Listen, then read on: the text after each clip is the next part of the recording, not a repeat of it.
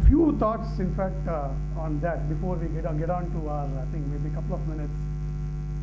Piyush Goyal பற்றி அவர் சொன்னார். ஆக்சுவலாக ஏன் பியூஷ் கோயல் மட்டும் இவ்வளோ பிரமாதமாக பண்ணியிருக்காரு, அவருடைய டீம் மட்டும் டிஃப்ரெண்ட்டாக இருக்கேன்னு சொல்லிட்டு எனக்கு அதில் ஒரு சின்ன பெருமை என்னென்னா, he is also a chartered accountant. அது ஒரு சந்தோஷமான விஷயம். I wanted to share with all of you. Piyush Goyal is the only chartered accountant in the present cabinet now. In fact நாங்கள் எதிர்பார்த்தோம் அவரை வந்து ஃபினான்ஸ் மினிஸ்டராக பண்ணுவாங்கன்னு சொல்லிட்டு. Probably after Arun Jaitley retires from finance probably he might அப்படின்னு சொல்கிறாங்க. Is a fantastic minister, fantastic knowledgeable person Piyush Goyal. அவங்க அதே மாதிரி சொன்னாங்க, சேர்மன் வந்து சில ரைடர்ஸ் சொன்னாங்க, டிஸ்க்ளைமர்ஸ் ரைடர்ஸ்லாம் சொன்னாங்க. நான் எந்த கட்சியை பற்றி பேசலை அப்படிலாம் இல்லை. ஆக்சுவலாக வந்து ஒன்று நம்ம நல்லா ஞாபகம் வச்சுக்கணும்னு நினைக்கிறேன். எண்ட் ஆஃப் த டே நம்ம இந்த நேரம் இந்தியாவுக்கு உண்டான நேரம், இனிமே உள்ள நேரம் இந்தியாவுக்கு உண்டான நேரம். இதுதான் இந்தியா ஹேஸ் அரைவ்டு அப்படிங்கிறது தான் உண்மை. எலெக்ஷன் வரைக்கும் தான் கட்சி தலைவர் அதெல்லாம். எலெக்ஷன் முடிஞ்சாச்சு, ஒரு அரசு அமைக்கப்பட்டு விட்டது என்றால் பிரைம் மினிஸ்டர் அவர் தான் நம்ம தலைவர். Forget about everything else. அவர் நம்ம கண்ட்ரியை கரெக்டாக லீடு பண்ணுறாரா இல்லையா, இவ்வளோதான் matter. Whether he performs or not. End of the day performance matters, whatever may be. அந்த வகையில் ரொம்ப பெருமையாக, ரொம்ப சந்தோஷமாக, நம்ம எந்த விதமான ரைடருமே இல்லாமல் சந்தோஷமாக நம்ம சொல்ல வேண்டிய விஷயம், we should be proud about our leader in a short period, whatever directions we have seen. Fantastic way. In fact, சொல்லப்போனா ரொம்ப relevant to whatever we are going to discuss. Mr. Modi தேர்ந்து நம்ம ஒரு சில விஷயங்களை நம்ம அப்சர்வ் பண்ணி பார்த்தோம்னா, அதுதான் நம்மளோட பிஸ்னஸை பண்ண வேண்டியது இருக்குது.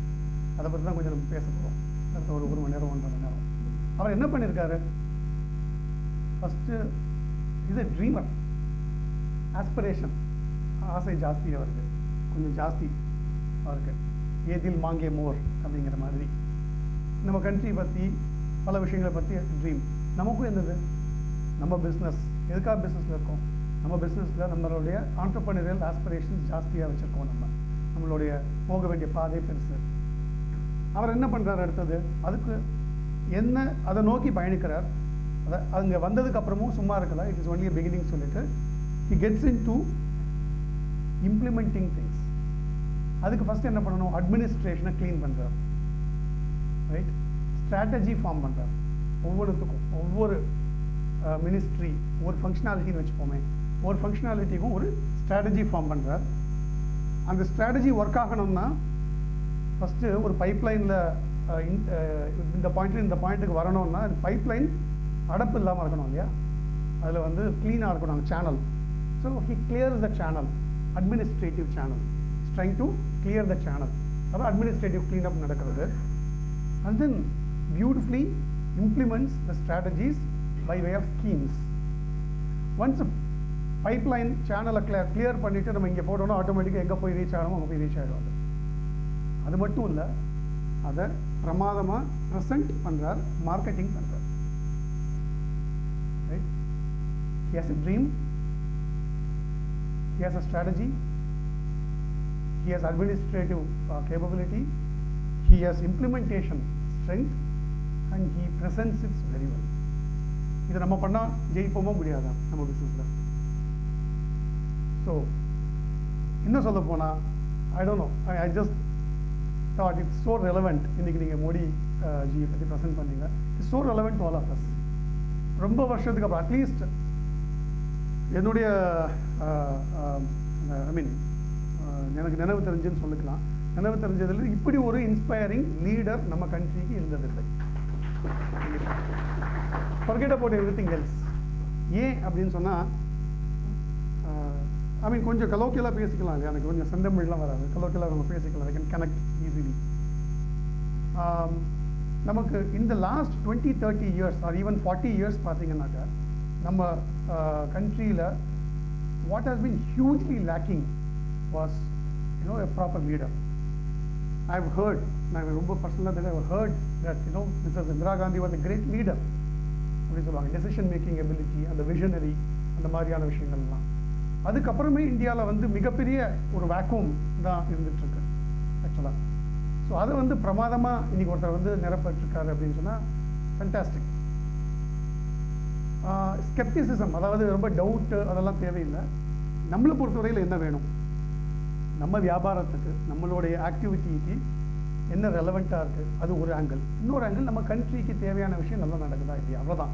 பியாண்ட் தட் இதில் actually as a citizen of this country ஒன்றுமே இல்லை. Chairman was mentioning about smart cities. ஆக்சுவலாக that really reminded me of one administration aspect in smart cities. நம்ம எல்லாருமே அடிக்கடி, I mean, most of you would have traveled quite a lot. So Singapore example is a classic example of a smart city actually. So Singapore உடைய administrative aspect again பிரமிக்கத்தக்க விஷயம். ஆக்சுவலாக smart city is ரொம்ப விசிபிளாக இருக்கும். Administrative side, government side வந்து இன்னும் ரொம்ப பிரமிக்கத்தக்க விஷயம். அதை நோக்கி நம்ம கண்ட்ரி பயணம் பண்ணணும்னு என்னுடைய ஆசை. அட்மினிஸ்ட்ரேஷன் சைடில் ஒரு சின்ன உதாரணம் சொல்கிறேன். 2008-09 வந்து குளோபல் ரிசெஷன் இருந்தது. அப்போ ரொம்ப அடி வாங்கினது பார்த்தீங்கன்னாக்கா சிங்கப்பூர். பிகாஸ் சிங்கப்பூரோட எக்கானமி மேஜர்லி டிபெண்ட்டாக இருந்தது வந்து எக்ஸிம் ட்ரேட் அண்ட் ஷிப்பிங், இதை நம்பி இருந்தது. So overall EXIM trade issue ஆன உடனே அவங்க எக்கானமி ரொம்ப டவுன் ஆச்சு. So one of the schemes அவங்க என்ன சொன்னாங்கன்னா, ஒன் டே பேப்பரில் அனௌன்ஸ்மெண்ட் வருது, பிரைம் மினிஸ்டர் இஸ் அனௌன்சிங் சிங்கப்பூரில் சிபிஎஃப் ஒன்று, கம்பல்சரி ப்ராவிடென்ட் ஃபண்ட் ஸ்கீம் உண்டாங்க. CPF last 1 year whatever the employer contribution has come, it will be refunded to the companies அப்படின்னு as a ஒரு சப்போர்ட்டுக்காக அப்படின்னு சொல்லி ஸ்கீம் அனௌன்ஸ் பண்ணுறாங்க. அது அந்த அனௌன்ஸ் பண்ணினதுலேருந்து 3rd day every registered CPF employer gets a letter. 3rd day எல்லாருக்கும் ஒரு க்ளீனாக லெட்டர் வந்துடுது. இந்த மாதிரி ஆஸ் பர் தி ஸ்கீம் உங்கள் கம்பெனியில் இவ்வளோ ரூபாய் நீங்கள் செலுத்திருக்கீங்க, இது உங்கள் you're eligible for this kind of refund அப்படின்ட்டு. அதுலேருந்து கரெக்டாக 4th day பேங்க்கில் டேரெக்டாக கிரெடிட் வந்துடுது அக்கௌண்ட்டில், what ever refund amount. Actually I was stunned actually to see that. In fact, I was associated with one of the companies in Singapore where this happened. கண் கூட பார்க்க முடிஞ்சது.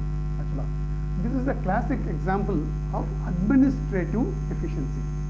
Actually, so இது மாதிரியான ஒரு சூழ்நிலையை பண்ண முடிஞ்சதுன்னா நம்ம கண்ட்ரியில் நம்ம எல்லாரோட லைஃப்பும் ரொம்ப ரொம்ப டிஃப்ரெண்ட்டாக இருக்கிறதுக்கு நல்ல வாய்ப்பு இருக்குது. Mentioning Sagarmala. Sagarmala is again very close to my heart, being from Tuticorin actually. Tangapani also mentioned Tuticorin Hub Port Development Council அப்படிங்கிற ஒரு கவுன்சில் வந்து 2005 வந்து ஃபார்ம் பண்ணினோம். I was part of the 15-member team in Tuticorin actually. நாங்கள் PwC வச்சு ஒரு consultant report prepare பண்ணி we presented to then Chief Minister, then Finance Minister, Prime Minister எல்லாத்தையும் ப்ரெசென்ட் பண்ணியிருந்தோம். Then the port started talking about the outer harbour. அதுக்கப்புறம் தான் வந்தது. இந்த பட்ஜெட்டில் நீங்கள் பார்த்துருப்பீங்க 7,500 crore initial allocation Mr. Arun Jaitley has done for Tuticorin outer harbour. Just for information, outer harbour-க்கும் inner harbour-க்கும் ஒரு சின்ன டிஃப்ரென்ஸ் என்னன்னா, இப்போ Tuticorin port எல்லாரும் பார்த்துருப்பீங்க மோஸ்ட்லி. இப்போ அது இருக்கிறது 1970 early 70s கட்டப்பட்ட ஒரு ஆர்டிஃபிஷியல் போர்ட் Tuticorin இருக்கிறது. இப்போ இருக்கிற போர்ட்லேருந்து 5 kilometers இன்சைட் லேண்ட் பிரிட்ஜ் போட்டு அந்த 5 kilometers உள்ளே போயிட்டு பண்ணுறதுக்காக உள்ள பிளான் அது. புது போர்ட் கட்டுறதுக்கு உண்டான பிளான். எதுக்காக அது போகிறாங்கன்னு சொன்னால், அங்கே டெப்த் ஜாஸ்தி, டிராஃப்ட்னு சொல்லுவோம். அந்த டெப்த் ஜாஸ்தி இருக்கும்போது டிரான்ஸ்ஷிப்மெண்ட் போர்ட் அதை க்ரியேட் பண்ண முடியும். அவங்க சொன்ன மாதிரி we can actually challenge Colombo as an international transshipment hub port actually. So இது ரொம்ப மிகப்பெரிய விஷயம். Tuticorin the best place for this in the country because international sea route, அவங்க சார் சொன்னாங்க இல்லையா, எல்லா இதுவும் இந்தியன் ஓஷனில் போகிறதுன்னு. there is something called international sea route. 126 nautical milesல இருக்குது Tuticorin. that's the closest இந்தியாவை பொறுத்தவரையில். So it's a best place to do which they have done actually. ரொம்ப பிரமாதமாக இருக்கும். இதோடைய மிகப்பெரிய பயன்பாடு சதர்ன் டிஸ்ட்ரிக்ட், என்டையர் சதர்ன் டிஸ்ட்ரிக்ட்ஸுக்கு இருக்கும் ஆக்சுவலாக. if you look at the hinterland of the Tuticorin port, including Madurai, highway connectivity, the airport connectivity ஆகட்டும், மிச்ச இன்ஃப்ராஸ்ட்ரக்சர் ஆகட்டும், பவர், இன்றைக்கி Tuticorin is going to be a major power center. Actually more than 4,000 to 5,000 megawatt power production நடக்க போகிறது. So இதெல்லாம் நம்ம எப்படி exploit பண்ண போகிறோம் அப்படிங்கிறது it's going to be one of the greatest things. So I mean I thought I just noted a few points to reflect before we actually get into the subject. Basically என்னுடைய fashion ஏரியாவாக evolve ஆகிருக்கிற ஒரு விஷயம் வந்து small and medium enterprises இன்னும் கூட நம்ம அவங்களுடைய பிரச்சனைகள் challenges and சொல்யூஷன்ஸை சிந்திக்கிறது அப்படிங்கிற மாதிரி எவால்வ் ஆகிருக்கு last I should say about 4 to 5 years தான் ஆக்சுவலாக. ஸோ அதை வந்து செயல்படுத்துறதுக்கு சென்னையிலையும் இப்போ மதுரையிலையும் நிறைய சில ஆப்பர்ச்சுனிட்டிஸ் கிடச்சதில் ஒவ்வொருத்தரும் என்னென்ன மாதிரியான ட்ரீம்ஸில் இருக்காங்க, என்னென்ன மாதிரியான பிரச்சனைகளை ஃபேஸ் பண்ணுறாங்க, அவங்களுக்கு சில சொல்யூஷன்ஸ் தெரியுது, ஆனாலும் அதை செயல்படுத்துறதுல ப்ராப்ளம் இருக்குது. அதெல்லாம் நம்ம அனலைஸ் பண்ணி பார்க்கும்போது ஆக்சுவலாக பார்த்தீங்கன்னாக்கா அதில் சொல்யூஷனுங்கிறது ரொம்ப சிம்பிளான விஷயம். பட் அதை இம்ப்ளிமெண்ட் பண்ணுறதுக்கு பெரிய ரிசால்வ் வேணும், மிகப்பெரிய சாதனை வேணும். அதை தான் நம்ம ப்ரீஃபாக பார்க்க போகிறோம். இதில் ஒன்று நான் கிளியராக சொல்ல, இதில் உங்களுக்கு தெரியாத விஷயம் பெருசு எதுவும் இருக்காது. But it's just going to be இதை கம்பைல்டாக நம்ம பார்க்க போகிறோம், அவ்வளோதான். நிறைய விஷயங்கள் இருக்கலாம். அதுக்கு மூவ் ஆன். இந்த என்டையர் டிஸ்கஷனில் எஸ்எம்இன்னு சொல்லுவோம். ஒரே ஒரு ரெக்வெஸ்ட் தான், இதில் நத்திங் கிரேட். நீங்கள் நோட்ஸ்லாம் எடுக்கணும்லாம் உங்களுக்கு ஜஸ்ட் டிஸ்கஸ் வேணும்னா I can always email it to your organisers, இது பண்ணிக்கலாம். இந்த டிஸ்கஷனில் எஸ்எம்இங்கிறது வந்து பல டெஃபினிஷன்ஸ் இருக்கலாம், கவர்மெண்ட் டெஃபினிஷன்ஸ் இருக்கலாம், என்ன வேணா இருக்கலாம். பட் நான் இந்த ப்ரெசன்டேஷன் பாயிண்ட் ஆஃப் வியூவில் என்ன டிஃபைன் பண்ணுறோம் அப்படின்னு சொன்னால், என்னென்ன பிஸ்னஸ் எல்லாம் டைரெக்டாக ப்ரமோட்டர்ஸே ரன் பண்ணுறாங்க, இல்லை ஃபேமிலி ஆஃப் ப்ரமோட்டர்ஸ் ரன் பண்ணுறாங்க, இல்லைனா ஒரு இண்டிவிஜுவல் ஆண்டர்ப்ரனரை ரன் பண்ணுறாரு டைரெக்டாக without the support of qualified professionals. Qualified professionals support இல்லாமல் டைரெக்டாக ப்ரமோட்டர்ஸை ரன் பண்ணுற ஆர்கனைசேஷன், இது எல்லாமே எஸ்எம்இ அப்படின்னு நம்ம வச்சுக்கலாம். இதில் irrespective of size of business, size முக்கியம் இல்லை. 10 லட்சமாக இருக்கலாம், 5 கோடியாக இருக்கலாம், 50 கோடியாக இருக்கலாம், 5000 கோடியாக இருக்கலாம், doesn't matter. Even a 5,000 crore business, if it is run directly by a promoter, it will fall under this definition. ஏன்னா எதனாலன்னா இவங்க ஃபேஸ் பண்ணுற ப்ராப்ளம்ஸ் வந்து ரொம்ப சிமிலர். இவங்களுடைய எக்கோ சிஸ்டம் வந்து ரொம்ப ரொம்ப சிமிலராக இருக்கும். அதனால தான் இந்த மாதிரி நம்ம டிஃபைன் பண்ணிக்கிறோம். இது யாருக்கு இந்த என்டையர் ப்ரெசன்டேஷன் வந்து ரொம்ப ரொம்ப ரெலவெண்ட்டாகவும் யூஸ்ஃபுல்லாக இருக்க வாய்ப்பு இருக்குன்னா, யாருக்கு நம்ம மிஸ்டர் நரேந்திர மோடி மாதிரி, மிஸ்டர் அப்துல் கலாம் மாதிரி மிகப்பெரிய ட்ரீம் அண்ட் ஆஸ்பிரேஷன் இருக்கும் அவங்க பிஸ்னஸ்க்கு, யாருக்கெல்லாம் அந்த ஆஸ்பிரேஷனை நோக்கி நான் பயணம் பண்ணணும், நான் வந்து பாயிண்ட் எக்ஸ்லேருந்து பாயிண்ட் ஒய் ரீச் பண்ணணும், இதுக்கு நான் உழைக்க தயாராக இருக்கேன், மாற தயாராக இருக்கேன் அப்படின்னு யாரெல்லாம் நினைக்கிறோமோ அவங்களுக்கு ரொம்ப ஸ்லைட்டாக யூஸ்ஃபுல்லாக இருக்க வாய்ப்பு இருக்குது. இதுதான் இந்த 2 பாயிண்ட்டும் நம்ம மைண்டில் வச்சு நம்ம பார்க்கலாம். இப்போது எஸ்எம்இஸோடைய கீ எலிமெண்ட்ஸ் அப்படின்னு பார்த்தோம்னா, எல்லா ப்ராசஸுமே வந்து ப்ரமோட்டர் ட்ரிவனாக இருக்கும். ப்ராசஸ்னால் இந்த என்டையர் ப்ரெசன்டேஷனில் இந்த ஒரு வார்த்தை ரொம்ப யூஸ் பண்ண போகிறோம் நம்ம, ப்ராசஸ் அப்படின்னு சொல்லி ஒரு மந்த்ரா, இது ஒரு பஸ்வேர்டாகவே நம்ம வச்சுக்கலாம் ப்ராசஸ் அப்படிங்கிறதையே. ஸோ ப்ராசஸ்னால் நம்ம இந்த என்டையர் டிஸ்கஷனில் எப்படி நம்ம வச்சுக்கலாம்னா, ஒரு ஆர்கனைசேஷன் நடத்துறதுக்கு உண்டான வேரியஸ் ஃபங்க்ஷன்ஸ் டிபார்ட்மெண்ட்ஸ் அப்படின்னு நம்ம வச்சுருப்போம் ஒரு ஆர்கனைசேஷனில். You can start with maybe sales operations இருக்கும், பர்ச்சேஸ் ஆப்ரேஷன்ஸ் தனியாக இருக்கலாம், ப்ரொடக்ஷன் இருக்கலாம், finance, HR, IT, admin, all these things actually. இதெல்லாமே தான் ப்ராசஸ் சொல்கிறோம். ஸோ எந்தெந்த அந்த நிறுவனங்களில் பார்த்தீங்கன்னா ப்ரமோட்டரே டைரெக்டாக உட்காந்து எல்லாத்தையும் ஹேண்டில் பண்ணிட்டு இருப்பார். அது சேல்ஸ்லேருந்து ஃபைனான்ஸ்லேருந்து அவரே உட்காந்து டைரக்ஷன் கொடுத்துருப்பார். அதை எக்ஸிக்யூட் பண்ணுறதுக்கு ஏதோ there'll be certain people, அவங்க பியூர் எக்ஸிக்யூட்டிவ்ஸாக இருக்க வாய்ப்பு இருக்குது. அவங்க வந்து ரொம்ப க்ரியேட்டிவ் திங்கிங்கோடு இல்லாமல் இருக்கலாம். ரெண்டாவது முக்கியமானது high on aspiration and low on implementation. Low அப்படிங்கிறது ரொம்ப லிட்ரலாக எடுத்துக்க வேண்டாம், அது ஒரு இது ஒரு ஃபேக்டராக எடுத்துக்கலாம். எப்படின்னா, எனக்கு இது என்ன பண்ணணும்னு தெரியும், என்ன பாதைன்னு கூட தெரியும், எனக்கு அதை சொல்கிறதுக்கு கூட எனக்கு ஆள் வேண்டாம், ஆனால் எனக்கு அதை செயல்படுத்த முடியல. என்ன பண்ணணும்னு தெரியும், ஆனால் எனக்கு செயல்படுத்துறதுல சிரமம் இருக்குது. அது ஹெச்ஆராக இருக்கலாம், ஃபைனான்ஸாக இருக்கலாம், இன்னும் ப்ரொடக்ஷன் சைடில் என்ன வேணால் இருக்கலாம், can be anything actually. So அந்த மாதிரியான ஒரு சிரமம் இருக்கிறதுக்கு வாய்ப்பு இருக்குது. Then micro management on a daily basis. நமக்கு ரொம்ப ரொம்ப முக்கியமான ஒரு ஆஸ்பெக்ட் வந்து time. How well we manage our time as a promoter, as an entrepreneur, அதுதான் நம்மளுடைய ஃபியூச்சரை நிர்ணயிக்க போகிறது. இன்ஃபேக்ட் நாங்கள் அக்கௌண்டன்ட் பாஷையில் வந்து balance sheet item, off balance sheet item சொல்லுவோம். ஒரு முக்கியமான ஆஃப் பேலன்ஸ் ஷீட், ஆஃப்னா பேலன்ஸ் ஷீட்டுக்கு அப்பாற்பட்ட முக்கியமான ஆஃப் பேலன்ஸ் ஷீட் அசெட் என்னது, நம்ம எல்லாத்தையும் இருக்கிறது, நம்ம எல்லாத்தையும் இருக்கிற ஆக்சுவல் ரியல் அசெட் என்னது, it's only time. just time.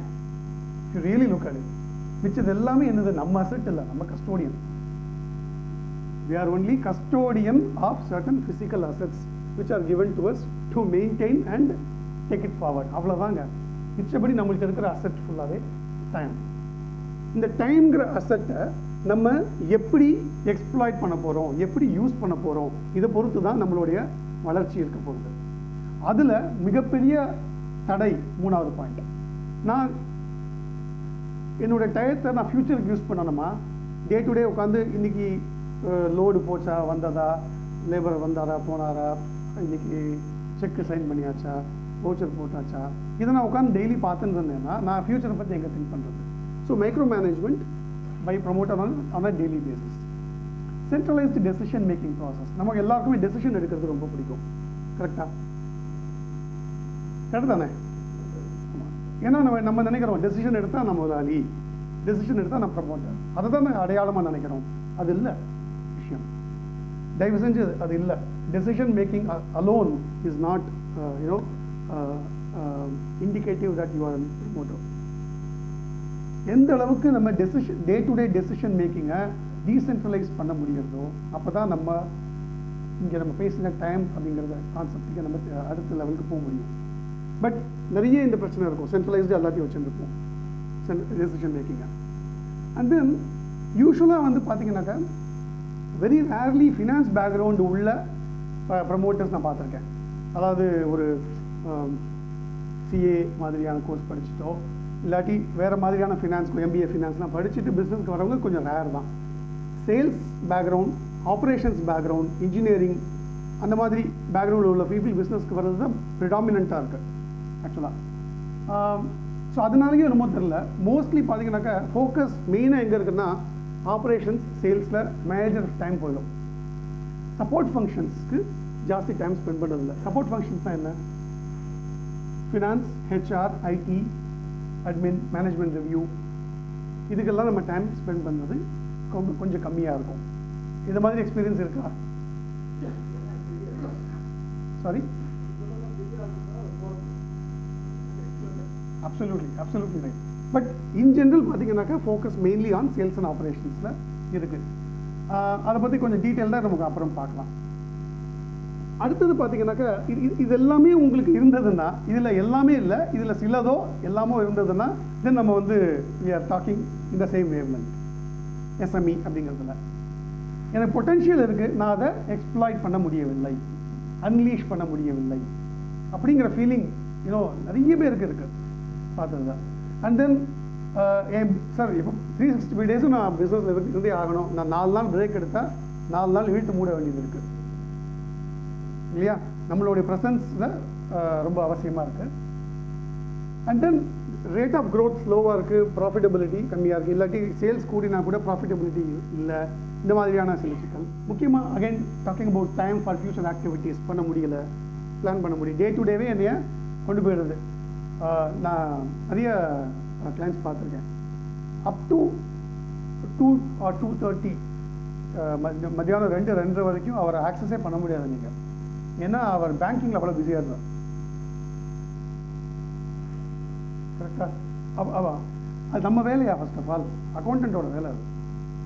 கரெக்டாக? பேங்கிங்கை பார்க்குறதோட வேலையா அது? அக்கௌண்ட்டோட வேலையா இல்லாட்டி முதலாளியோட வேலையா ஆக்சுவலாக? ஸோ இதெல்லாம் இது மாதிரி தான் நம்ம கொஞ்சம் யோசிக்கலாம். ஆனால் நிறைய பேர் என்ன ஆகுதுன்னா 2-2:30 வரைக்கும் வேறு வேலையே பண்ண மாட்டோம், பேங்கிங்கே பார்த்துட்டு இருப்போம். அப்புறம் சாப்பிட போயிடுவோம், ஒரு 3-4 மணிக்கு வந்துட்டு தான் மிச்ச வேலையை தான் பார்ப்போம்னு ட்ரை பண்ணுவோம். அப்புறம் சோஷியலைசிங் இருக்கும் ஆக்சுவலாக. ஸோ மேஜர் இஷ்யூ என்னன்னா time. And then strategic thinking இருக்காது. அப்பயே சொன்ன மாதிரி இம்ப்ளிமெண்டேஷன் இஷ்யூஸ் இருக்குது. லாஸ்ட் முந்தின பாயிண்ட் ரொம்ப ரொம்ப முக்கியம். Largely dependent on 1 or few employees who may become a risk in future. Yes or no? I'm happy. இது ரொம்ப முக்கியங்க. இல்லை எஸ்எம்இயில் மிகப்பெரிய ஒரு ப்ராப்ளம் இதை நான் பார்க்குறது.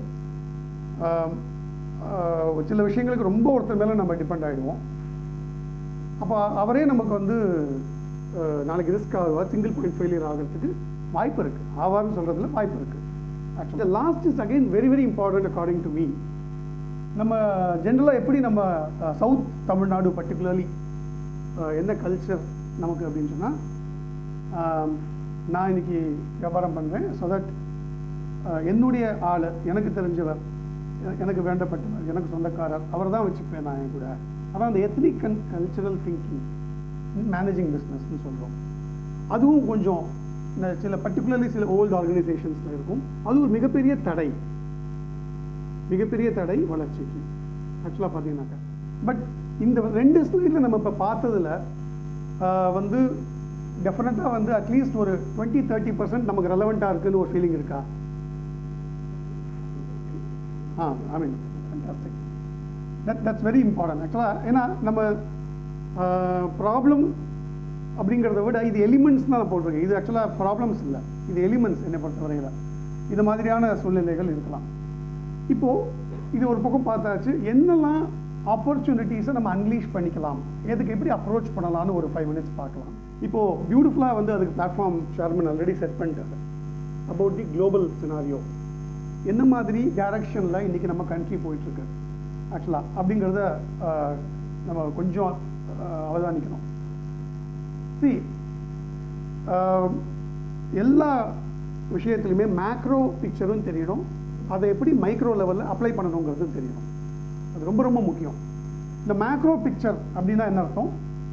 குளோபல் லெவல்லையும் இல்லை நம்ம கண்ட்ரி லெவல்லையும் மேக்ரோ எக்கனாமிக் சைடில் என்ன நடக்கிறதுங்கிறது எதுக்கு எனக்கு தெரியணும். இப்போ ஒரு 1 மணி நேரம் அவங்க சேர்மன் உங்களுக்கு கொடுத்த இன்ஃபர்மேஷன் வந்து ரொம்ப ரொம்ப ரொம்ப வேல்யூபிள் என்னை பொறுத்தவரையில். ஏன்னா அந்த மேக்ரோ எக்கனாமிக் ஆஸ்பெக்ட்ஸ் தெரிந்தால் மட்டுமே தான் நம்மளுடைய பிஸ்னஸை கொஞ்சம் மேக்ரோவாக திங்க் பண்ண வாய்ப்பு இருக்குது. இல்லைன்னா நம்ம உட்காந்து இதையே தான் நம்ம மைக்ரோ லெவல்லையே தான் பார்த்துட்டு இருப்போம். ஸோ குளோபல் சினாரியோ அப்படின்னு பார்க்கும்போது broadly entire world has today accepted it is going to be the next 10 to 20 years வந்து it's going to be India and China. Of course it's already success story, but India is the next big thing அப்படிங்கிறதுல எந்த டவுட்டுமே இல்லை. Correct. இதில் பெருமைப்பட்டாச்சு, சந்தோஷப்பட்டாச்சு. எனக்கு என்ன அதில்? அங்கே தான் நம்ம that is what is very very important actually. So India growth ஸ்டோரியில் நம்ம என்ன பார்ட்டிசிபேட் பண்ண போகிறோம்?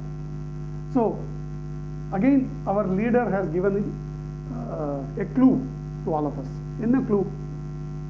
லாஸ்ட் 25 years வந்து our country was almost driven by IT and ITES, IT and IT enabled services, the BPO, KPOs and software development related companies. Last 20-25 years, fantastic. அது ஒரு தேவையான ஒரு growth வந்தது. அடுத்த லெவல் growth வரணும்னா real brick and mortar growth வந்தால் தான் அது நடக்கும். அப்படிங்கிறது என்னது? It is only manufacturing. நம்ம ஃபாரின் எக்ஸ்சேஞ்ச் இஷ்யூஸ் பற்றி பேசிட்டு இருக்கும்போது க்ரூட் ஆயில் ஒரு மேஜர் இம்போர்ட், கோல்டு ஒரு மேஜர் இம்போர்ட், அப்படியெல்லாம் எல்லாம் அடிக்கடி பேசிகிட்டே இருப்போம். மிகப்பெரிய ஒரு இம்போர்ட் ஃபேக்டர் ஒன்று இருக்குது, நம்ம எல்லாரும் டே டு டே யூஸ் பண்ணிட்டு இருப்போம். அது என்னென்னா இந்த மாதிரியான நம்ம mobile phones and cables, accessories, அது electronic goods, not just mobile, electronic குட்ஸில் 80% of the electronic goods used in India are imported, including the chargers. எல்லாம் வெளியிலேருந்து தான் வருது. இது எவ்வளோ ஒரு மோசமான ஒரு சூழ்நிலை பாருங்கள். அகெயின் இதுக்கு இன்னொரு இஷ்யூ என்னன்னாக்கா டெக்னாலஜி. ஜென்ரலி நம்ம கண்ட்ரிக்கு எப்பவுமே ஆரம்ப காலத்துலேருந்தே technology has always been an issue. The investment on research and development and technology வந்து எப்போவுமே ஃபோக்கஸ்டாக இருந்தது இல்லை அப்படிங்கிறதுனால நம்மளுடைய யூனிவர்சிட்டிஸில் அந்த கல்ச்சரே இல்லை அப்படிங்கிறதுனாலையும் நம்ம இந்த சூழ்நிலையில் இருக்கோம் கடந்த 20-30 வருஷத்தில். ஸோ டெக்னாலஜி பாரோ பண்ணி தான் ஆகணும் அப்படிங்கிற கட்டாயத்தில் தான் ரொம்ப வருஷமாக நம்ம இருக்கோம். பட் என்ன பண்ண தவறிட்டோம் அப்படின்னு சொன்னால், என்ன டெக்னாலஜியை பாரோ பண்ணுறதுக்கு பதிலாக ப்ராடக்டை பாரோ பண்ண ஆரம்பிச்சிட்டோம், இம்போர்ட் பண்ண ஆரம்பிச்சிட்டோம் ரொம்ப வருஷமாக. இப்போது அதில் மிகப்பெரிய ஷிஃப்ட் வரப்போகுது. இந்தியாவில் மேனுஃபேக்சர் பண்ணுறதுக்கு மிகப்பெரிய ஃபிலிப் கொடுக்க போகிறாங்க. SEZ கான்செப்ட் மாதிரி, SEZ இஸ் ஃபார் எக்ஸ்போர்ட்ஸ், அதை மாதிரி நேஷ்னல் மேனுஃபேக்சரிங் ஜோன்ஸ் அப்படின்னு சொல்லிட்டு they're identifying in various parts of the country. ரொம்ப அன்ஃபார்ச்சுனேட்டான விஷயம், தமிழ்நாட்டில் ஒரு ஜோன் கூட இப்போ இது வரைக்கும் அந்த லிஸ்ட்டில் வரல. But various parts of the கண்ட்ரியில் நேஷ்னல் மேனுஃபேக்சரிங் ஜோன்ஸ்னு பிளான் பண்ணுறாங்க. ஆக்சுவலாக இதில் முக்கியமாக என்னென்னா சிங்கிள் பாயிண்ட்ஸ், இந்த சிங்கிள் விண்டோ கிளியரன்ஸ் அந்த மாதிரியான சில அட்வான்டேஜஸ்லாம் இருக்கும், லைக் எஸ்இசெட்டில் இருக்கிற மாதிரி. அதில் நம்ம மேனுஃபேக்சரிங் செட்டப் பண்ணுறதுக்கு உண்டான சில அட்வான்டேஜஸ் இருக்குது. அதை பற்றி பேசிட்டு இருக்கும்போது one of the sectors I just noted down. இப்போ நம்ம கண்ட்ரியில் நிறைய பைலாட்ரல் அக்ரிமெண்ட்ஸ் சைன் பண்ணுறாங்க, மேனுஃபேக்சரிங் பற்றி பேசிகிட்டு இருக்கோம். One sector which can really work well அப்படின்னு பார்த்தீங்கன்னாக்கா, யாரெல்லாம் இன்ஜினியரிங் சைடில் இன்ட்ரெஸ்ட் இருக்கோ இல்லை அதில் பேக்ரவுண்ட் இருந்தாலும், டிஃபென்ஸ் அண்ட் ஏரோஸ்பேஸ் அப்படிங்கிற ஒரு செக்டார் இருக்குது. Defence and aerospace parts manufacturing அப்படிங்கிறது மிகப்பெரிய பூம் அடுத்த ஒரு 10 இயர்ஸில் வரப்போகுது இந்தியாவில். ஆல்ரெடி பூனே, பெங்களூரில் ஒரு ஒரு few units have already been established. இது வந்து த்ரூ அவுட் இந்தியா பண்ணுறதுக்கு உண்டான மிகப்பெரிய வாய்ப்பு இருக்குது. முக்கியமான காரணம் சைனாவில் தான் மேக்ஸிமம் நடக்குது இப்போது. போயிங், ஏர்பஸ் இந்த மாதிரியான ஏரோஸ்பேஸ் கம்பெனிஸாக இருக்கட்டும், டிஃபென்ஸ் எஸ்டாப்ளிஷ்மெண்ட்ஸ்க்காக இருக்கட்டும். பட் சைனாவில் அவங்க ஃபேஸ் பண்ணுற மிகப்பெரிய ப்ராப்ளம் பார்ட்ஸ் மேனுஃபேக்சரிங்கில் நிறைய what you call official order 50,000 parts பண்ண சொன்னால் அவங்க 100,000 பார்ட்ஸ் பண்ணிவிட்டு பேலன்ஸை வந்து அவங்க கிரே மார்க்கெட்டில் விட்டுடுறாங்க அப்படிங்கிற மாதிரியான இஷ்யூஸ்லாம் இருக்குது சைனாவில் அவங்களுக்கு. ஸோ நவ் அந்த நம்பகத்தன்மை இந்தியாவில் இருக்குது அந்த தேர்ட் பார்ட்டி மேனுஃபேக்சரிங்கில் அப்படிங்கிற மாதிரி. So it's a huge possibility defence and aerospace parts மேனுஃபேக்சரிங்கில். ரொம்ப சிம்பிள். யாரெல்லாம் வந்து நல்ல high end tooling techniques, technology வச்சுருக்கீங்களோ, யாரெல்லாம் இன்ஜினியரிங் சைடில் your ability to make proper tools and be a good manufacturer, then that is a excellent area. இதில் beauty என்னென்னா, கண்டிப்பாக நம்ம எல்லாருக்கும் தெரியும் டெக்னாலஜி நம்மளுக்கு இல்லை, அவசியமும் இல்லை. இந்த லார்ஜ் கம்பெனிஸ் எல்லாருமே வந்து டெக்னாலஜி ட்ரான்ஸ்ஃபர் பண்ணுறதுக்கு ரெடியாக இருக்காங்க. They want a proper JV partner in India to manufacture. அவ்வளோதான். அவங்க க்ளீனாக ஆர்டர் கொடுக்க போகிறோம், இங்கே மேனுஃபேக்சர் பண்ணி கொடுக்கணும். இது ஒரு மிகப்பெரிய ஏரியா. ஆல்ரெடி பெங்களூரில் நிறைய ஜோன்ஸ் வந்தாச்சு இந்த மாதிரி ஏரியாவில். ஸோ மேனுஃபேக்சரிங் வரும்போது எலக்ட்ரானிக்ஸ், டிஃபென்ஸ் அண்ட் ஏரோஸ்பேஸ் இந்த மாதிரியான நியூ ஏரியாஸில் it's got to be very big growth. Apart from the routine things, I'm just talking about the new areas of growth actually. இப்போ மேக் இன் இண்டியா கேம்பெயினோட இம்பேக்ட் நம்ம எல்லாருடைய பிஸ்னஸில் என்ன இருக்கும் அப்படிங்கிறத நம்ம கொஞ்சம் யோசிக்கணும் ஆக்சுவலாக. Because this can be opportunity as well as it could be a challenge. எப்படின்னா, இப்போ நம்ம பண்ணிட்டு இருக்கிற இண்டஸ்ட்ரியில் வந்து மல்டிநேஷ்னல்ஸ் என்ட்ரி இல்லாமல் இருந்திருக்கலாம் இது வரைக்கும். But because of so much of things happening, நிறைய எஃப்டிஐ ஓப்பன் அப் ஆகுது, நிறைய மேனுஃபேக்சரிங் இன் இந்தியாவில் வந்து லார்ஜர் பிளேஸ் வரதுக்கு வாய்ப்பு இருக்குது. சரி, இந்த லார்ஜர் பிளேஸ் வர்றது அப்படிங்கிறது வந்து நம்ம வந்து எப்படி பார்க்குறோங்கிறது பொறுத்து தான். ஏன்னோ நமக்குன்னு ஸ்பேஸை க்ரியேட் பண்ணிக்கணும். க்ரியேட் பண்ணிவிட்டு நம்ம ஹை ஆன் டெக்னாலஜியில் போகிறது இம்பார்ட்டண்ட். அந்த மாதிரி கொஞ்சம் நீஷ் ஏரியாஸை கொஞ்சம் நம்ம க்ரியேட் பண்ணிவிட்டு ஒர்க் பண்ணுறது ரொம்ப இம்பார்ட்டன்ட். இல்லைன்னா கண்டிப்பாக டேஞ்சரஸ் தான். நம்ம ரொட்டீனான விஷயம் லோ இந்த வேல்யூ செயினில் நம்ம ஒர்க் பண்ணிட்டு இருந்தோம்னா கண்டிப்பாக ப்ராப்ளம் இருக்குது. கொஞ்சம் நம்ம அப்கிரேட் பண்ணிக்க வேண்டிய விஷயம் வரும். சர்வீசஸ் செக்டாரில் இருக்கிறவங்களுக்கும் again lot of things are opening up என்னை பொறுத்தவரையில். லைக் நீங்கள் ஒரிஜினலாக பார்த்தீங்கன்னா 20-25 வருஷம் முன்னால் நாலேஜ் சைடில் சாஃப்ட்வேர் டெவலப்மெண்ட்டுங்கிறது வந்தது. அதுக்கப்புறம் it moved on to software products, சர்வீசஸ்லேருந்து ப்ராடக்ட்ஸ் வந்தது. அப்புறம் பிபிஓ அந்த மாதிரியான விஷயம் வந்தது. நெக்ஸ்ட் லெவலில் இன்றைக்கி வந்து data analytics is a huge area actually. Big data அப்படின்னு சொல்லுவோம். இந்த டேட்டா அனாலிட்டிக்ஸ் அப்படிங்கிறது நத்திங் பட் நீங்கள் உங்கள் ஒவ்வொருத்தருக்குமே எக்ஸ்ட்ரீம்லி ரெலவெண்ட்டான ஒரு விஷயம். இங்கே எவ்வளோ பேர் நிறுவனத்தில் இஆர்பி இருக்குது? about 10%. Okay, fantastic, thank you. So any ERP, whether it is SAP or whatever, Oracle or any ERP, அதோடைய ஸ்ட்ரென்த் என்னது? டேட்டா. இந்த டேட்டாவை நம்ம எப்படி அனலைஸ் பண்ணுறோம், எப்படி யூஸ் பண்ண போகிறோங்கிறது பொறுத்து தான் நம்மளோட ஃபியூச்சர் பிளானிங்கே இருக்குது. இஆர்பி இன்வெஸ்ட்மெண்ட் அப்படிங்கிறது வந்து இன்னைக்கு வருது, இது இன்வெஸ்ட்மெண்ட் தான் வருது, it is not an expenditure. ERP is surely an investment. தயவு செஞ்சு பண்ணாதவங்க please talk to your service providers, please get into it. உங்கள் ஒவ்வொருத்தருடைய பிஸ்னஸ்லேயுமே நீங்கள் பாஸ்ட் 5 வருஷமோ பாஸ்ட் ஒரு 3 வருஷமோ டேட்டா எடுத்து அனலைஸ் பண்ணி உங்கள் கஸ்டமர்ஸ் எப்படி பிஹேவ் பண்ணியிருக்காங்க, உங்கள் ப்ராடக்ட்ஸ் எப்படி பிஹேவ் ஆகிருக்கு, எந்த மாதிரி டைரக்ஷனில் போயிருக்கு, இது அனலைஸ் பண்ண அதுவே உங்களுக்கு ஏகப்பட்ட விஷயம் சொல்லிக் கொடுக்கும். நீங்கள் வெளியிலேருந்து கன்சல்டன்ஸ்லாம் கூட்டிகிட்டே வர வேண்டாம், உங்களுடைய டேட்டாவே நிறைய பேசும் உங்கள்கிட்ட. Analyse it. இதை வந்து நம்ம மைக்ரோ லெவலில் சொல்கிறோம். இதையே ஒரு மிகப்பெரிய பிஸ்னஸாக டேட்டா அனாலிட்டிக்ஸ் அப்படிங்கிற ஒரு ஆர்கனைஸ்டு வேலை பண்ணுறது அப்படிங்கிறது நல்ல ஒரு ரொம்ப ரொம்ப மிகப்பெரிய ஸ்கோப் உள்ள ஒரு இது. இன்னும் சொல்லப்போனால் மதுரையில் இருந்து உள்ள ஆரிஜினான ஒருத்தர் சென்னையில் ஒரு எக்ஸலண்ட் ஆர்கனைசேஷன் ரன் பண்ணியிருக்கார். இந்த டேட்டா அனாலிட்டிக்ஸில் ப்ரொக்யூர்மெண்ட் டேட்டா அனாலிட்டிக்ஸ் ஃபோக்கஸ்டாக, சும்மா எல்லாம் இல்லை. அவர் பண்ணுறதே வந்து ஸ்டார்டட் வித் ஒன் கமாடிட்டி. அது எப்படின்னா, ஒரு கமாடிட்டி எடுத்துக்க வேண்டியது.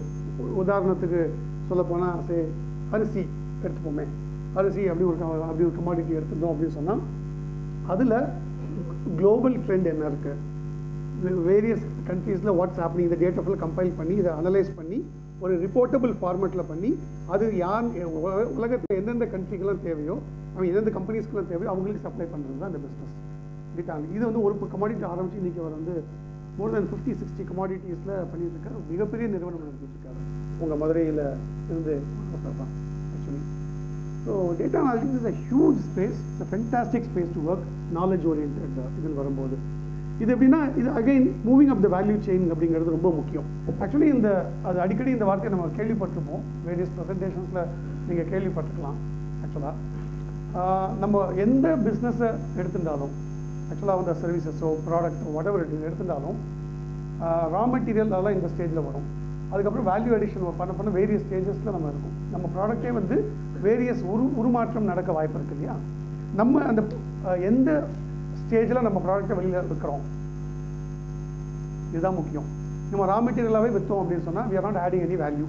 நிறைய நடக்குது நம்ம ஊரில், தெரியும் இல்லையா. For example minerals, metals and மினரல்ஸில் பர்டிகுலர்லி நம்ம இந்தியாவில் நிறைய நடக்குது. ரா மெட்டீரியலாகவே எக்ஸ்போர்ட் ஆகுது. அந்த மாதிரி அதில் ஒன்றும் பிரயோஜனமே கிடையாது நமக்கு, சும்மா பூமியிலேருந்து எடுத்து வெளியில் அனுப்புகிறோம்.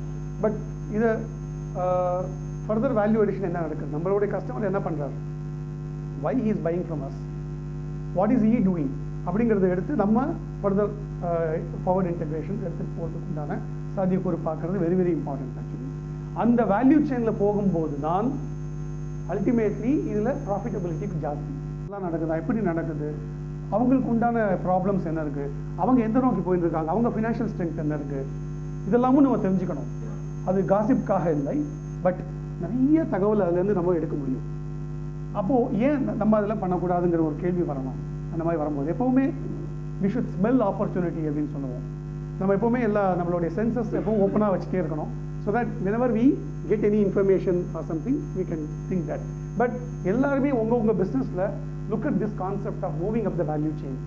ஆக்சுவலாக எப்படி வந்து அடுத்தடுத்த கட்டத்துக்கு என்னுடைய ப்ராடக்டை நான் எடுத்துகிட்டு போக முடியும், நானே வேல்யூ ஆட் பண்ணி வெளியில் கொண்டு போக முடியும் அப்படிங்கிற மாதிரி. So India growth story absolutely. In fact, end usage of the product இருக்கு இல்லையா, end usage of the productல கன்சியூமர்கிட்ட போகும்போது தான் அது வந்து உங்களுக்கு வந்து மேக்ஸிமம் வேல்யூ ஆட் ஆகிறது. கன்சியூமர்கிட்ட போகும்போது அது வந்து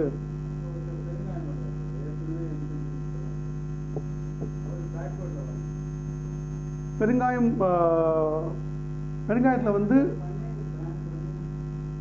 அவர் அதான் நீங்கள் இந்த இடத்துல எடுத்துகிட்டு இங்கே கன்சியூமர்கிட்ட கொண்டு போகிறாரு இல்லையா, then he can come back, can get back. இதில் உள்ள எஃபிஷியன்சியில் he can get back actually. இதில் see the all depends on what you know. உங்களுக்கு என்ன தெரியுமோ அதை தான் நீங்கள் பண்ணணும். Ultimately core competency.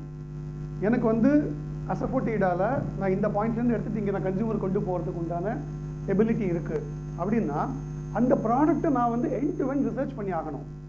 First of all product knowledge is extremely important இல்லையா. when I go to sell one product, அந்த ப்ராடக்டோடைய எண்ட் டு எண்ட் 360 டிகிரிஸ் எனக்கு தெரியணும். எனக்கு அது தெரிஞ்சதுன்னா தென் இதை நான் எப்படி எக்ஸ்ப்ளாய்ட் பண்ண முடியும் அப்படிங்கிறது ஒன்று. தட் இஸ் அந்த 360 டிகிரிஸ் கொண்டு போகிறது இஸ் வெரி இம்பார்ட்டன்ட். ஏன் இந்த 360 டிகிரிஸ் சொல்கிறோன்னா both backward as well as the forward integration aspect. இது ஒரு ஆஸ்பெக்ட். இன்னொன்று geographical expansion, horizontal expansion also is possible. இன்றைக்கி மார்க்கெட் வந்து தமிழ்நாடாக இருக்கலாம், இல்லை ஆந்திரா சவுத் இந்தியாவாக இருக்கலாம். I mean you can always think about. இன்றைக்கி நீங்கள் பார்த்தீங்கன்னாக்கா food industry particularly talk about food இண்டஸ்ட்ரியில் பர்டிகுலர்லி மிகப்பெரிய ஒரு ரெவல்யூஷன் வந்துட்டுருக்கு. என்னென்னா வெரி லார்ஜ் இந்தியன் கார்பரேட்ஸ் அப்படின்னாலே அது வந்து இந்தியாஸ்க்கு அந்த பக்கம் தான், சவுத் இந்தியாவில் இல்லை. அவங்க எல்லாருமே ஃபுட் இண்டஸ்ட்ரியில் மிகப்பெரிய லெவலில் நுழைகிறாங்க. கம்பெனிஸ் லைக் ரிலையன்ஸ், இவங்க பிக் பஸார் ஆல்ரெடி, ஃபியூச்சர் குரூப், இவங்கெல்லாம் இதிலெல்லாம் வராங்கன்னா பருப்பு, அரிசி, உப்புக்கலாம்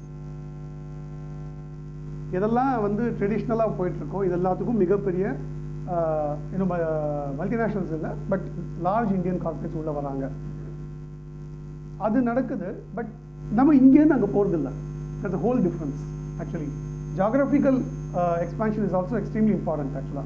நம்ம பிஸ்னஸ்லேயே நம்ம to borrow Mr. Thangapandi's father's words, லிமிட்டை தொட்டுட்டோமா, கரையை காரணம் அடிக்கடியாக சொல்லுவார். நம்ம பிஸ்னஸில் have we reach the limit பண்ணிட்டோமா? ஏன் நம்ம வந்து டைவர்சிஃபிகேஷன் திங்க் பண்ணணும்? எனக்கு இந்த டைவர்சிஃபிகேஷனில் வந்து நிறைய கொஸ்டின்ஸ் இருக்குது ஆக்சுவலாக. லாட் ஆஃப் பீப்புள் டைவர்சிஃபை பண்ணுவாங்க பிஸ்னஸை ஜஸ்ட் லைக் தட். ஆக்சுவலாக எல்லாமே அல்டிமேட்லி ஒரு பர்பஸ் இருக்கணும், நமக்கு தெரியணும். அதை பற்றி நான் இன்னொருத்தரை நம்பி இருக்க முடியாது, எனக்கு தெரியணும் இல்லையா? எண்ட் ஆஃப் த டே அந்த பிஸ்னஸ் நான் பண்ணுறதுக்கு first I can't 100% depend on one executive and do my business ஆக்சுவலாக. ஸோ இதை வந்து ஃபுல்லாக நான் இதை எக்ஸ்ப்ளாய்ட் பண்ணிட்டேன்னு வைங்களேன்.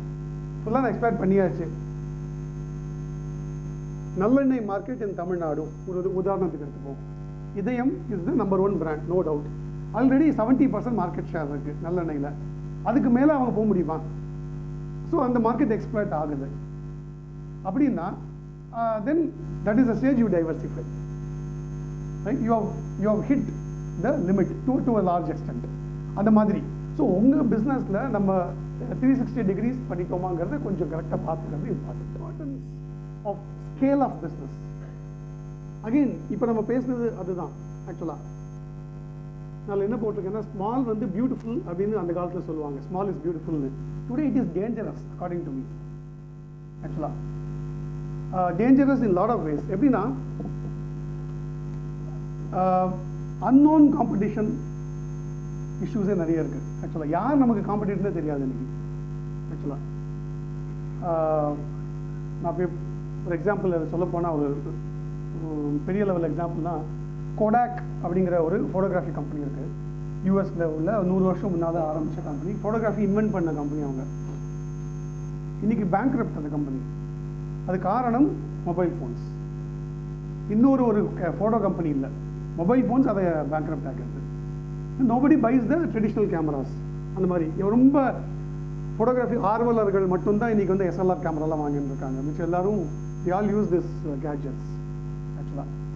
ஸோ இதை மாதிரி நம்ம பிஸ்னஸ்க்கே அன்னோன் காம்படிஷன் வரும் அப்படின்னா அந்த காம்படிஷனை எதிர்கொள்ளுறதுக்கு ஃபஸ்ட்டு சைஸ் வேணும், ஸ்ட்ரென்த் வேணும். சின்னதாக இருக்கும்போது ஈஸியாக சாப்பிட்டுட்டு போக முடியும். அவங்க நம்ம பிரபாகரன் சார் இப்போ காப்பி பேசிட்டு இருக்கும்போது சொல்லிட்டு இருந்தாங்க, ஹோசூரில் ஒரு பெரிய சூப்பர் மார்க்கெட் பெரிய டெக்ஸ்டைல் ஷோரூம் வந்ததுனால ஒரு சின்ன டெக்ஸ்டைல் பீப்புளெலாம் இழுத்து மூட வேண்டியதாக இருக்குன்னு சொல்லிட்டு. This is the problem. கண்டிப்பாக ஒரு பெரிய நீல்கிரிஸ் சூப்பர் மார்க்கெட் ஒரு இடத்துக்கு வந்ததுன்னா அந்த இடத்துல இருக்கிற சின்ன பலசர கடைகள் கொஸ்டின் ஆகும். இது வந்து இதை நம்ம ப்ராக்டிக்கலாக பார்க்க வேண்டிய ஒரு சமாச்சாரம். ஸோ ஸ்மாலாக இருக்க நமக்கு டேஞ்சர் ஜாஸ்தி, ரிஸ்க் ஜாஸ்தி. ஸோ எப்படி நம்ம ஃபாஸ்ட்டாக மூவ் பண்ணி நெக்ஸ்ட் லெவல் போகணும் அப்படிங்கிற strength is very very important ஆக்சுவலாக. இதில் பற்றி பேசும்போது யூனோ நம்மளுடைய கல்ச்சர்லேயே, நம்ம இந்திய கலாச்சாரத்திலேயே முக்கியமான விஷயம் வந்து மனு நீதி கேள்விப்பட்டிருப்பீங்க. மனு ஸ்மிருதின்னு சொல்லிட்டு அதில் வந்து மத்திய நியாயா அப்படின்னு சொல்லி ஒரு கான்செப்ட் உண்டு. மத்தியான ஃபிஷ், அதாவது கடலில் உள்ள ஒரு நீதி என்னதான், ரொம்ப சிம்பிள். யாருக்காக்கா தெரியுமா மத்திய நியாயா? அவ்வளோதான். Big fish will always eat small fish. இதுதான் மத்திய நியாயா. இதுதான் உண்மை. உங்களுக்கு பிடிச்சிருக்கோ பிடிக்கலையோ, உங்களால் ஒத்துக்கொள்ள முடியுமோ முடியாதோ, இதுதான் உண்மை. இந்த உலகத்தில் எல்லா விஷயத்துக்கும் அப்ளை பண்ணி பாருங்கள். இதுதான் சர்வைவல் ஆஃப் த ஃபிட்டஸ்ட்னு சார்ல்ஸ் டார்வின் 250 வருஷம் முன்னால் சொன்னார் இங்கிலீஷில் ஆக்சுவலாக. ஸோ இதுதான் விஷயம். ஸோ யார் ஃபிட்டாக இருக்க போகிறோமோ அவங்க தான் சர்வைவ் ஆக போகிறோம் ஃப்யூச்சரில். ஃபிட்டு தான் என்ன பிஸ்னஸில் சைஸ் இட் மேட்டர்ஸ். முன்னால் எப்படின்னா எக்ஸ்பேண்ட் பண்ணணுமா வேண்டாமா, எனக்கு போகிறோம்ப்பா, என் ஃபேமிலிக்கு இவ்வளோ போகிறோம்ப்பா அப்படின்னு நினைக்கிற ஒரு காலகட்டங்கள்லாம் இருந்தது. இனிமேல் அது முடியாது. உங்களுக்கு டு ஸ்கேல் அப் அப்படிங்கிறது it's not by your choice, it is by your it's by the ecosystem, by the compulsion of business. Then இன்னொரு முக்கியமான ஆஸ்பெக்ட் வந்து எஸ்எம்இ லெவலில் நம்மள மாதிரியான ஆர்கனைசேஷன்ஸில் நம்ம எப்போவுமே நம்ம எல்லாருக்கும் தெரியும் ஆர்கானிக் அண்ட் இன்ஆர்கானிக் க்ரோத் பற்றி தெரியும் இல்லையா. ஆர்கானிக்னால் நம்மளே நம்ம ஓனில் வளர்றது, இன்ஆர்கானிக் க்ரோத்துங்கிறது இன்னொரு கம்பெனி அக்வயர் பண்ணி அது மூலியமாகவும் வளர்றது. எவ்வளோ பேருக்கு அந்த மாதிரி அக்வயர் பண்ணி க்ரோ பண்ணியிருக்கீங்க இது வரைக்கும்? யாராவது பண்ணியிருக்கோமா? தயவு செஞ்சு sir we should organize one exclusive program on M&A, not to be acquired but to acquire. ரொம்ப சிம்பிளுங்க. நான் இன்னைக்கு வந்து ஒரு என்னோட பர்டிகுலர் லைன் ஆஃப் பிஸ்னஸில் இருக்கேன். எனக்கு 2 விதமாக நான் க்ரோ ஆக முடியும். ஒன்று, நானே என்னுடைய எஃபர்ட் போட்டு என்னுடைய இன்வெஸ்ட்மெண்ட் போட்டு என்னுடைய பிஸ்னஸை மட்டுமே நான் க்ரோ பண்ணுறது, இதே எஃபர்ட்டில் கொண்டு போகிறது. இன்னொரு சாய்ஸ் என்னென்னா, என்ன மாதிரி இன்னும் 2-3 பேர் பிஸ்னஸ் பண்ணிட்டு இருக்காங்க, அந்த கம்பெனி நான் அக்வயர் பண்ணுறது. M&A அப்படின்னு சொன்னால் merger and acquisition, basically acquire பண்ணுறது, டேக் ஓவர் பண்ணுறதுன்னு சொல்லுவோம் இல்லையா. அதான் இது. எதனால இந்த பாயிண்ட்டை இங்கே நம்ம போடுறோம் அப்படின்னு சொன்னால், நம்ம நினைக்கலாம் ஆக்சுவலாக இப்போ நம்ம பார்க்குறது எல்லாமே வந்து பெரிய கான்செப்டாக இருக்குது. கிடையவே கிடையாது. நல்லா ஒன்று நானே என்னுடைய லாஸ்ட் ஃபியூ இயர்ஸ் எக்ஸ்பீரியன்ஸில் பார்த்தது, கான்செப்சுவலி என்னெல்லாம் பிரின்சிபல் வந்து பிக் பிஸ்னஸ்க்கு அப்ளை ஆகுதோ அது எல்லாமே எஸ்எம்இக்கும் அப்ளை ஆகும். அதில் எந்த விதமான மாற்றமே இல்லை. அதை நமக்கு எதாவது கஸ்டமைஸ் பண்ணிவிட்டு நம்ம அப்ளை பண்ணிக்கணும். அதை ஏன்னா கான்செப்ட் ஒன்று தான் ஆக்சுவலாக. ஸோ இன்றைக்கி வந்து க்ரோத் அப்படிங்கிறது ஆர்கானிக் ரூட்லேயும் வரலாம், இன்ஆர்கானிக் ரூட்லேயும். இன்ஆர்கானிக்னா M&A மர்ஜர்ஸ் அக்விசிஷன் ரூட்லேயும் வரலாம் ஆக்சுவலாக. இது வந்து எப்படின்னா நம்மளுடைய பார்வையில் தான் இருக்குது. எப்படின்னா இதெல்லாம் எப்படி பண்ணுறது அப்படின்லாம் கிடையாது ஆக்சுவலாக. ஒரு இன்ஃபேக்ட் ஒரு உதாரணம் எடுத்துட்டிங்கன்னா, ஒரு மதுரையில் ஸோ கார்மெண்ட்ஸ் மேனுஃபேக்சரிங் நிறைய இருக்குது, நிறைய பேர் இருக்குது. ஃப்ராக்மெண்டடாக ஒரு 50 பிளேயர்ஸ் இருப்பாங்களா, ஃபஸ்ட் கிளாஸ் கூடவே இருக்கும். 50 வச்சுப்போம், ஒரு 50 பிளேயர்ஸ் ஃப்ராக்மெண்டடாக இருப்பாங்க. ஒவ்வொருத்தராக வந்து ஒவ்வொருத்தரும் ஒரு 5 லட்சத்துலேருந்து 50 கோடி வரைக்கும் இருக்கலாம் ஒவ்வொருத்தருக்கும். அந்த மாதிரி ஃப்ராக்மெண்டடாக இருக்கும். இதில் ஒன் பிளேயர் ஒருத்தர் டிஃப்ரெண்ட்டாக திங்க் பண்ணி என்னால் இன்வெஸ்ட்மெண்ட் ரைஸ் பண்ண முடியும், எனக்கு ஃபண்ட்ஸ் இருக்குது, நான் என்னோடய பிஸ்னஸை இந்த 50 பேர்லேயுமே எல்லாருமே ரொம்ப ஃபினான்ஷியலி நல்லா பண்ணுவாங்கன்னு சொல்ல முடியாது.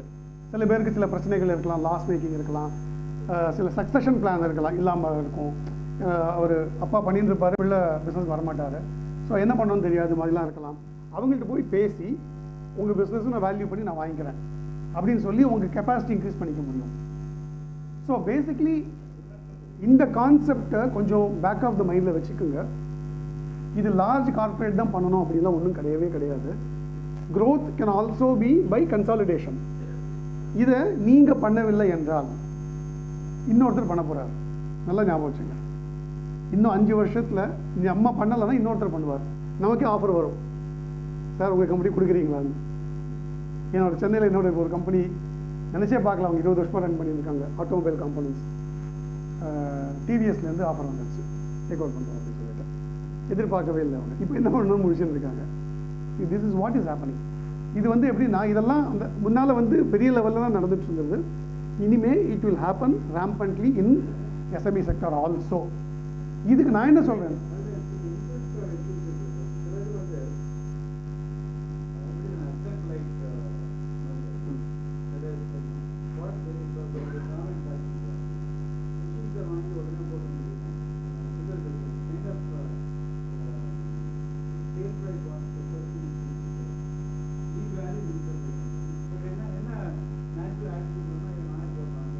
சார் பேசிக்காக சேர்மன் சொல்கிறதோட பாயிண்ட் என்னென்னா, நம்ம எல்லாருமே என்ன டெண்டன்சியில் ஜென்ரலாக நம்ம ட்ரெடிஷ்னலாக நம்ம எடுத்துட்டோம்னா, நம்ம என்ன பிஸ்னஸ் பண்ணுறோமோ அதுக்கு தேவையான லேண்டு, நம்ம ஓன் லேண்ட் ஒன்று வாங்குவோம், அந்த லேண்ட்லேயே நம்ம ஃபேக்ட்ரியோ நம்ம பிஸ்னஸோ பண்ணிவிடுவோம். அது ஜம்முன்னு நம்ம பெருமையாக பண்ணிட்டு இருப்போம். ஆனால் இந்த மாதிரி ஒரு ஆப்பர்ச்சுனிட்டி வரும்போது நம்ம கம்பெனி விற்கணும்னு நினைக்கும் போது நமக்கு ஒரு பெரிய டைலமா வரும். என் பிஸ்னஸ் நான் விற்கிறதுக்கு ஓகே, பட் என் அசட்டை நான் ஏன் விற்கணும் அப்படின்னு நமக்கு. பிகாஸ் நம்ம எல்லாருமே emotional people, we are emotionally attach to our properties ஆக்சுவலாக, which is true.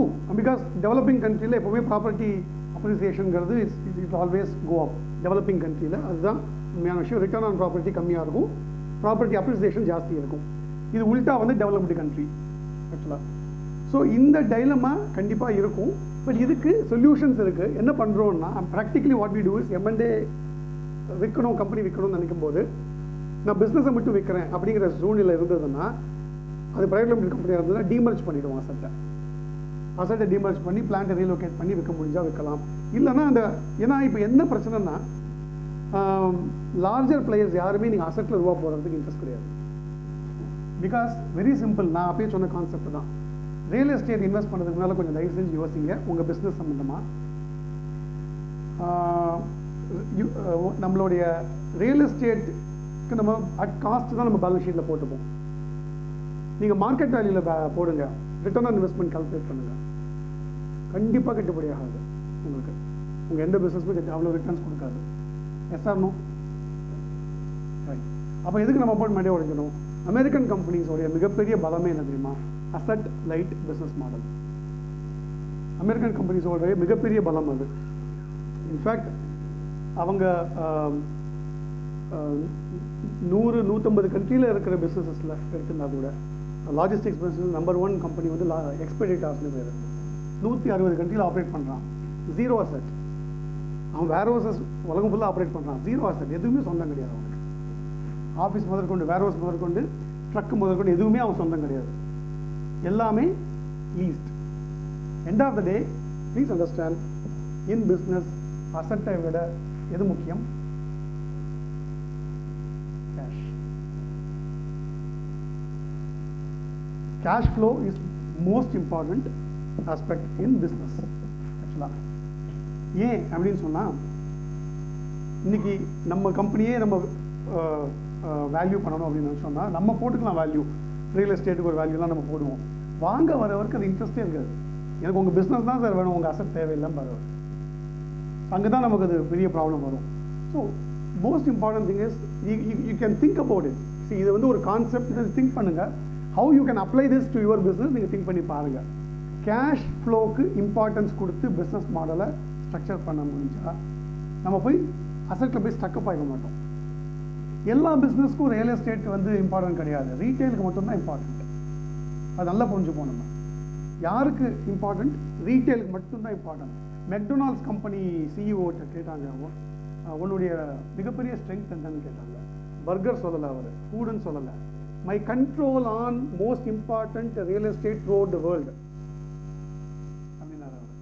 McDonald's company control own பண்ணணும் அவசியம் இல்லை, கண்ட்ரோல் தானே முக்கியம். 30 வருஷம் லீஸ் போட்டால் கண்ட்ரோல் தானே அது. ஆக்சுவலி அதுதான் அவருடைய பலம். வேர்ல்டில் நீங்கள் மெக்டொனால்ட்ஸ் எங்கெல்லாம் இருக்குன்னு யோசிச்சு பாருங்கள். எந்த சிட்டி எடுத்துட்டாலும் மோஸ்ட் இம்பார்ட்டன்ட் லொக்கேஷனில் தான் இருக்கும் மெக்டொனால்ட்ஸ். மிகப்பெரிய ரியல் எஸ்டேட்டை கண்ட்ரோல் பண்ணிட்டு இருப்பார் அவர். தட் இஸ் இஸ் ஸ்ட்ரெங்த் ஆக்சுவலாக. So end of the day real estate அவங்களுக்கு தான் ரெலவெண்ட், ரீட்டெயிலுக்கு ரெலவெண்ட். பிகாஸ் கன்சியூமர் டச்னு வரும்போது B2B B2C ரொம்ப தெளிவாக இருக்கணும். நம்ம எந்த கேட்டகரியில் இருக்கோம் அப்படிங்கிறதுல.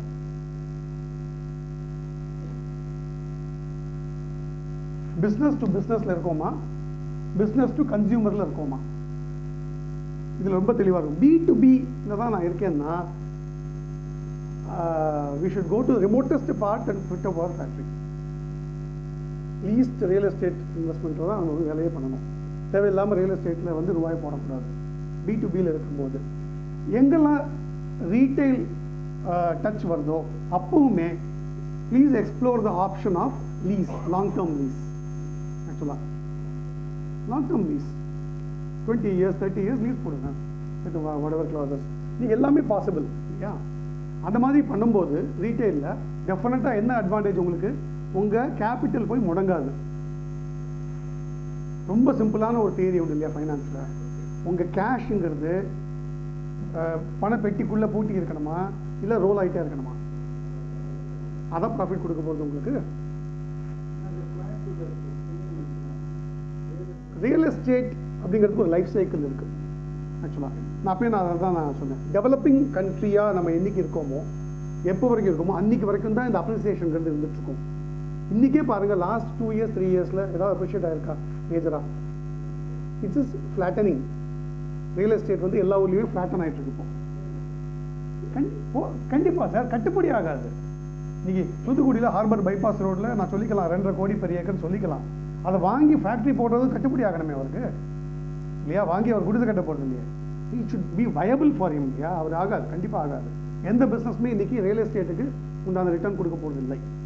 ரொம்ப தெளிவாக இருக்கலாம் அதில். So cash is king. Cash தான் கிங். அவருக்கு இம்பார்ட்டன்ஸ் கொடுங்க கேஷுக்கு. ரீட்டைல் கூட மேக்ஸிமம் லீஸ்ட் அசெட்டில் போக்குறது இம்பார்ட்டன்ட். அதில் ஒரே ஒரு பாயிண்ட் என்னென்னா,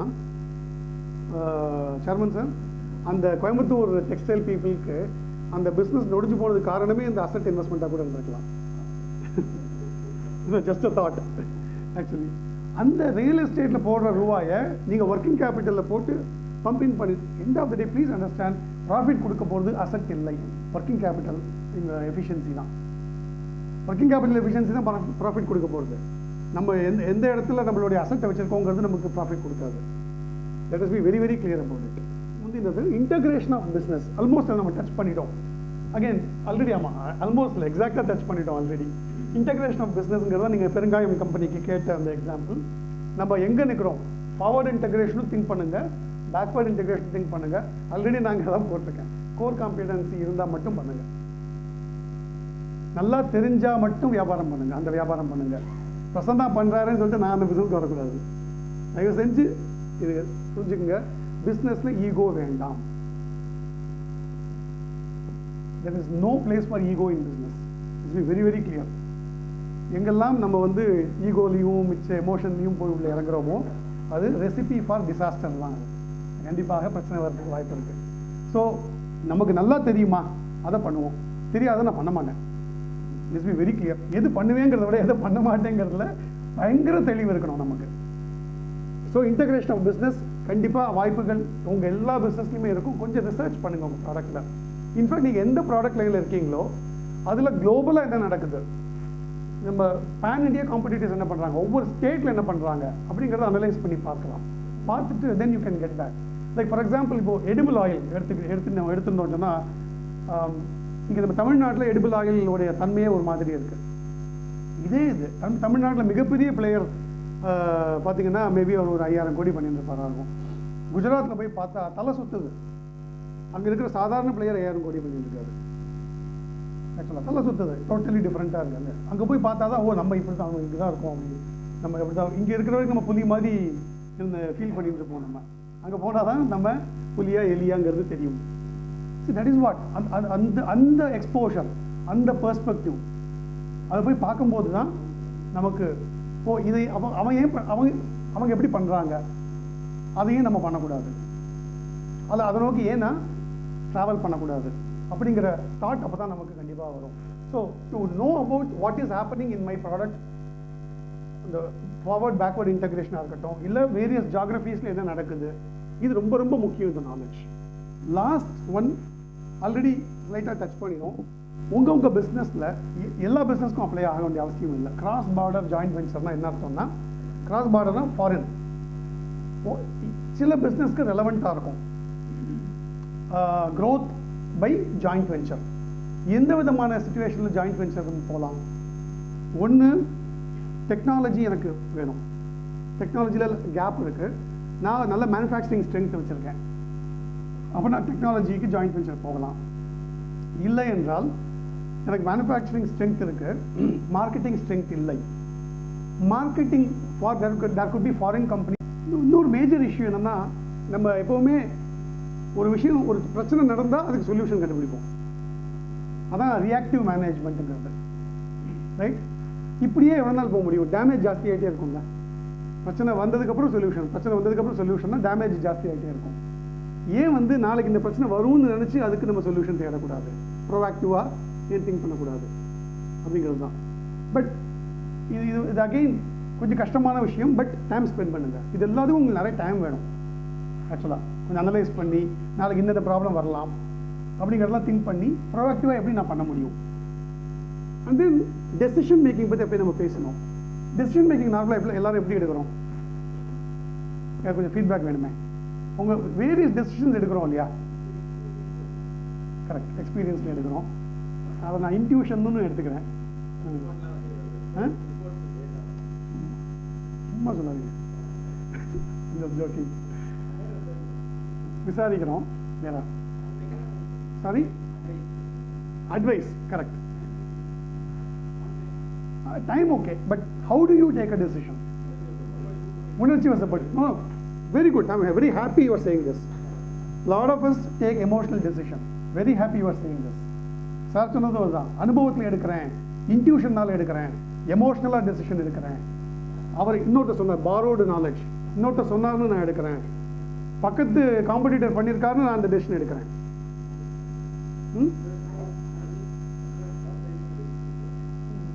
கரெக்ட். நான் டெசிஷனை எடுக்கிறது இல்லை. கண்டிப்பா. ஏன்? கரெக்ட். ஏன் எடுக்கிறது இல்லை? I agree, but why are you not taking decision? Suppose in the same situation what you are mentioning, நீங்க அந்த பர்டிகுலர் டெசிஷன் எடுக்கிறதுக்கு உண்டான தகவல், டேட்டா உங்க டேபிள் மேல இருந்ததுன்னா உங்க டெசிஷன் தள்ளி போகுமா, உடனே எடுப்பீங்களா? So basically we are boiling down to lack of availability of data, right? எனக்கு நான் என்னுடைய முடிவு எடுக்கிறதுக்கு உண்டான தகவல் என்னுடைய டேபிள் மேலே இருந்தால் என்னுடைய டெசிஷன் மேக்கிங் எபிலிட்டி வேற மாதிரி இருக்கும், ரைட்? அப்போ இந்த தேவையில்லாத எமோஷன் அதெல்லாம் வராது, இன்ட்யூஷன் அதெல்லாம் வராது. இந்த எமோஷனல் டெசிஷன் மேக்கிங், எமோஷனல் ஒப்பீனியனேஷன், அதில் வந்து எனக்கு வடிவேல் ஜோக்கு ஞாபகம் வரும். வெள்ளையா இருந்தால் போய் சொல்ல மாட்டான். ஐம் டெல்லிங் யூ, என்னோட lot of my sessions even with my clients I use Vadivel jokes. I'm telling you so many management principles அவருடைய ஜோக்ஸில் இருக்கு. This is one of the principles. This talks about the perception towards people. நம்ம நினச்சிடுவோம், பார்க்க நல்லா இருக்காருமா, இவரெல்லாம் தப்பு பண்ண மாட்டாருமா, எவ்வளோ நாள் நம்ம சொல்லியிருக்கோம். கரெக்டா? இதெல்லாம் நம்ம let us move away from all these things. There is no place for emotion in business. Let's be very clear. அதுக்கு தான் ஃபேமிலி இருக்குது நமக்கு, எமோஷனுக்கு, சென்டிமெண்ட்டுக்கெல்லாம். There is no place for emotion in business. Businessல it is data, right? End of the day நான் வந்து எமோஷனுக்காக பண்ணி sales கூட்டிடுறேன், ப்ராஃபிட்டே வரல, happy. எமோஷனுக்காக business பண்ணி sales improve ஆகலை, ஹாப்பி. இல்லை டேட்டா பேஸ்டாக ப்ராப்பராக டெசிஷன் எடுக்கிறேன், ஹார்டு டெசிஷன்ஸ் எடுக்கிறேன், 2 பேர் நான் வீட்டுக்கும் அனுப்புகிறேன், பட் என் சேல்ஸும் இம்ப்ரூவ் ஆகுது, ப்ராஃபிட்டும் இம்ப்ரூவ் ஆகுது. எனக்கு எது வேணும்? எண்ட் ஆஃப் த டே நான் எதுக்கு சார் பிஸ்னஸ் பண்ணுறேன்? That's an interesting question. Why are we into business?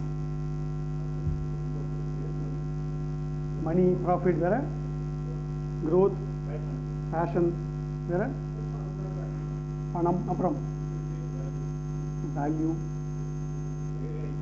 recognition. Fantastic.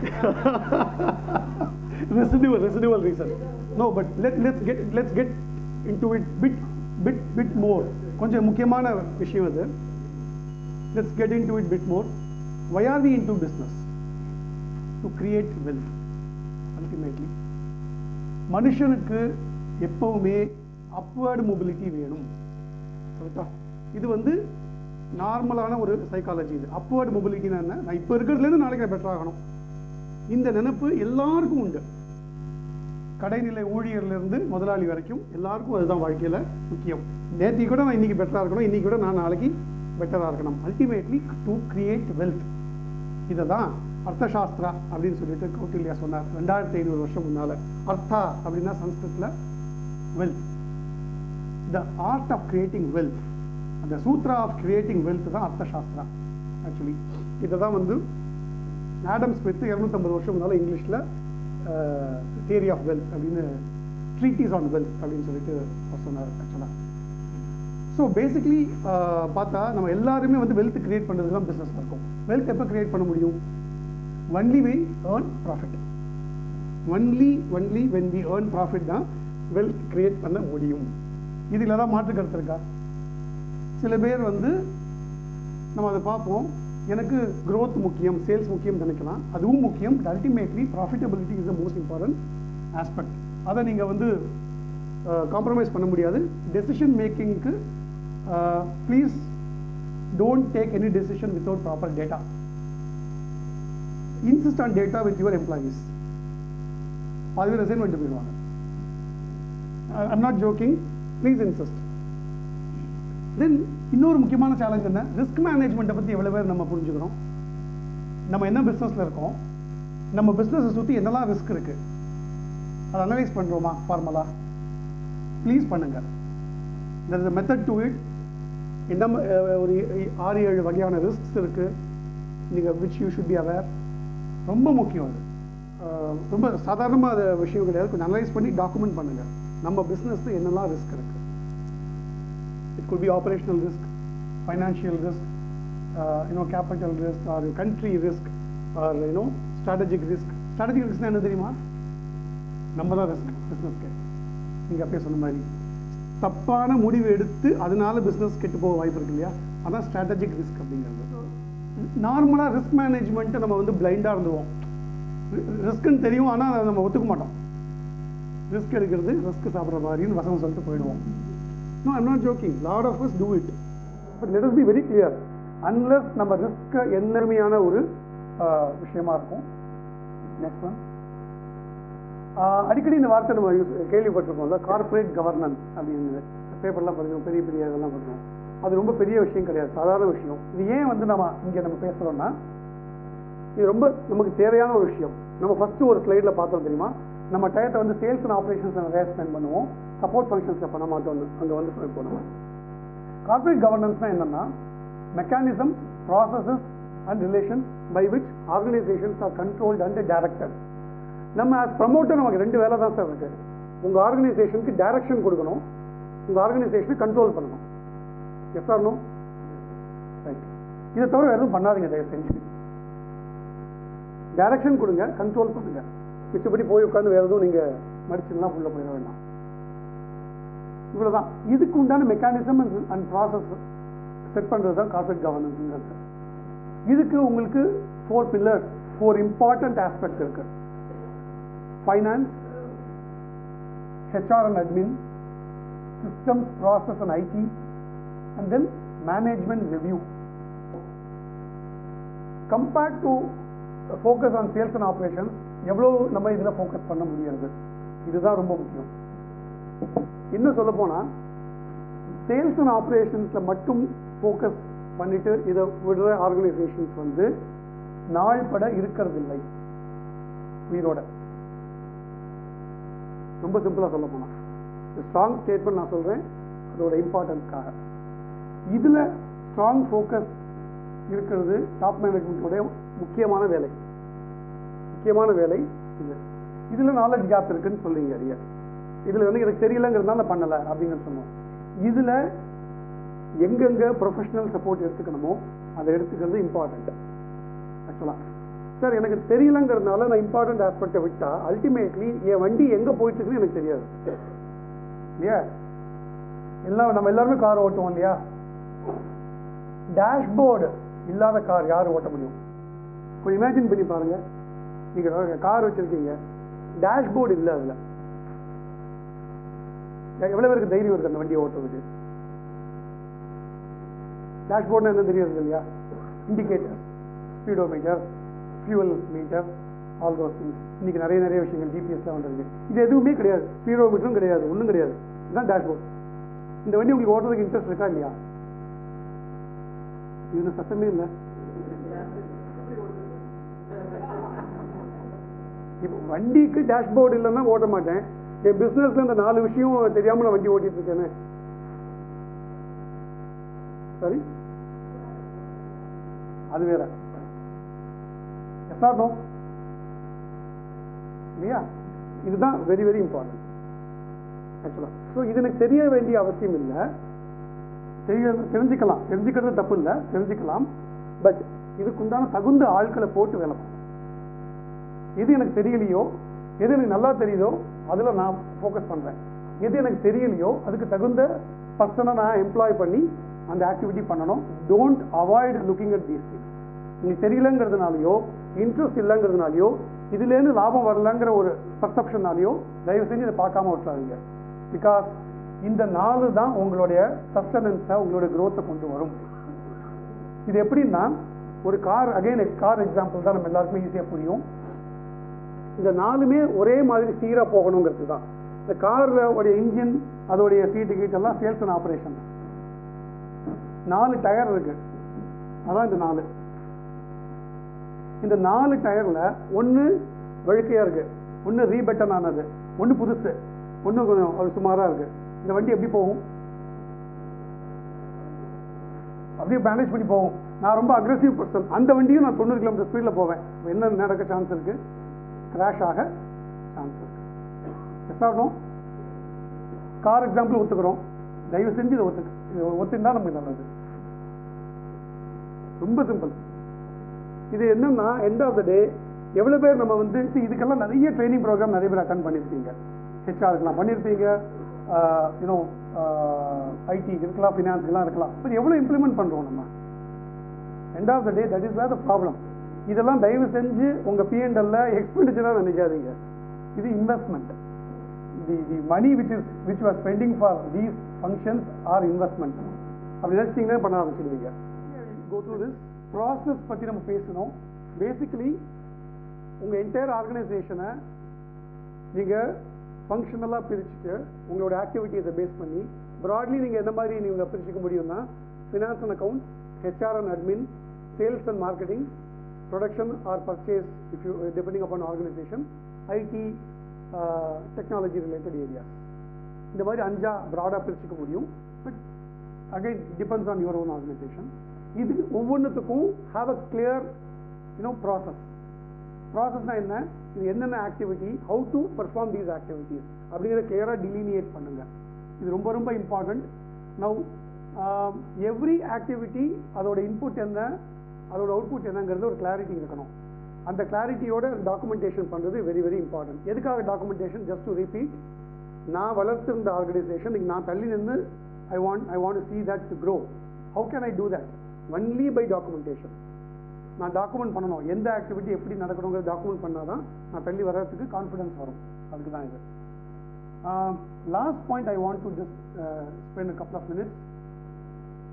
Efficiency and effectiveness, E&E. எவ்வளவு பேருக்கு இந்த கிளாரிட்டி இருக்கு? எஃபெக்டிவ்னஸ் அண்ட் எஃபிஷியன்சி அப்படின்னு சொல்றோம். யாராவது கிளியராக டிஃபைன் பண்ண முடியுமா? இந்த ரெண்டுக்கு என்ன டிஃபரன்ஸ் சொல்ல முடியுமா? ரொம்ப சிம்பிள். நமக்கு அகைன் புரியுற எக்ஸாம்பிள் எடுத்துப்போம். கார் நம்ம எல்லாம் நிறைய ஓட்டுவோம். மதுரையிலேருந்து சென்னைக்கு ரீச் பண்ணணும், டாஸ்க்கு தான். கார் எடுத்துன்னு போகணும். அன்ஃபார்ச்சுனேட்லி எனக்கு வந்து மைல் கல்லே இல்லை, எழுத படிக்க தெரியாது, பிரச்சனை இருக்கு. மதுரையிலேருந்து சென்னைக்கு நார்மலாக 6 ஹவர்ஸில் போகலாம்னா நான் ஒரு 18 ஹவர்ஸில் ரீச் ஆகிறேன். அங்கங்கே சுற்றி கடை வந்து ரீச் ஆகிறேன். எஃபெக்டிவ் பிகாஸ் நான் என்ன கோலோ அச்சீவ் பண்ணிட்டேன். மதுரையிலேருந்து மெட்ராஸ் ரீச் ஆகிட்டேன். இப்போ எஃபிஷியண்டா? இல்லை. இப்போ எஃபிஷியன்சினா என்னன்னு புரிஞ்சுப்போம். நம்ம ஃபியூவல் எஃபிஷியன்சிங்கிற ஒரு வார்த்தை அடிக்கடி யூஸ் பண்ணுவோமா காருக்கு? அந்த எஃபிஷியன்சினா என்னது? Utilising minimal energy, minimal time and minimal resources. When you are able to achieve your goal, then it is efficiency. Minimum time, minimum resources use பண்ணி or optimal resources use பண்ணி எஃபெக்டிவா ஒரு கோலை செஞ்சு முடிச்சா அதான் எஃபிஷியன்சி. ஸோ நீங்கள் define பண்ணுற ஒவ்வொரு ஆக்டிவிட்டியுமே உங்கள் ஆர்கனைசேஷனில் எஃபெக்டிவாக இருக்கிறதுக்கு கண்டிப்பாக வேலை பண்ணிவிடுவோம். எஃபிஷியண்டாக இருக்காங்கிறத கொஞ்சம் பார்த்துக்கலாம். ஒரு காரியத்துக்கு இன்னும் சொல்ல போனால் ஒரு ஹியூமன் ரிசோர்ஸுக்கு 8 மணி நேரம் இருக்கு ஒரு நாளைக்கு. அதுக்கு தான் நம்ம அவருக்கு விலைக்கு வாங்கியிருக்கோம். அவரை சம்பளம்னு ஒன்று கொடுத்து அந்த 8 மணி நேரத்தை 7.5 மணி நேரம் தான் அவர் எஃபெக்டிவாக யூஸ் பண்ணுறாரு, கான்ட்ரிபியூட் பண்ணுறாருன்னா we are losing half an hour per day. 100 employee, half an hour into 100, make it for 25 days, it will run into huge. Sir 1/2 மணி நேரம் தானே சார் எக்ஸ்ட்ரா லஞ்ச் டைம் எடுத்துக்கிறாரு. ஆகும் சார். எவ்வளோ பேர் நம்ம விடுறோம் இல்லையா? அப்படி இல்லை அது விஷயம். நம்ம எப்படி மெஷினுக்கு எஃபிஷியன்சி பார்க்குறோமோ ஹியூமன் ரிசோர்ஸ்க்கும் பார்க்கணும். எஃபெக்டிவ் யூட்டிலைசேஷன் ஆஃப் டைம் நமக்கும் பார்க்கணும். Of course needless to say. But very important என்னன்னா, நம்ம டிஃபைன் பண்ணுற ப்ராசஸ், டிஃபைன் பண்ணுற ஆக்டிவிட்டி எல்லாத்துலேயுமே இந்த E&E கான்செப்ட் தயவு செஞ்சு மஞ்சளை ஏற்றிக்குங்க.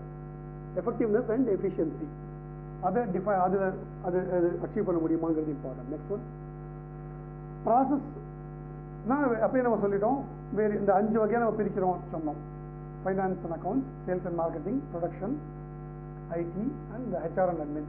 இந்த ஒவ்வொன்றுத்துக்கும் உங்கள் பிஸ்னஸ் பிளான் போட்டுட்டீங்க. 3 இயர்ஸ் நான் எங்கே போகணுங்கிறதுக்கு கரெக்டாக ஆர்கனைசேஷன் அதை செயல்படுத்துறதுக்கு இந்த 5ம் எப்படி என்ன டைரக்ஷனில் போகணுங்கிறதுக்கு உண்டான ஸ்ட்ராட்டஜி வேணும். ஸ்ட்ராட்டஜினா என்னது?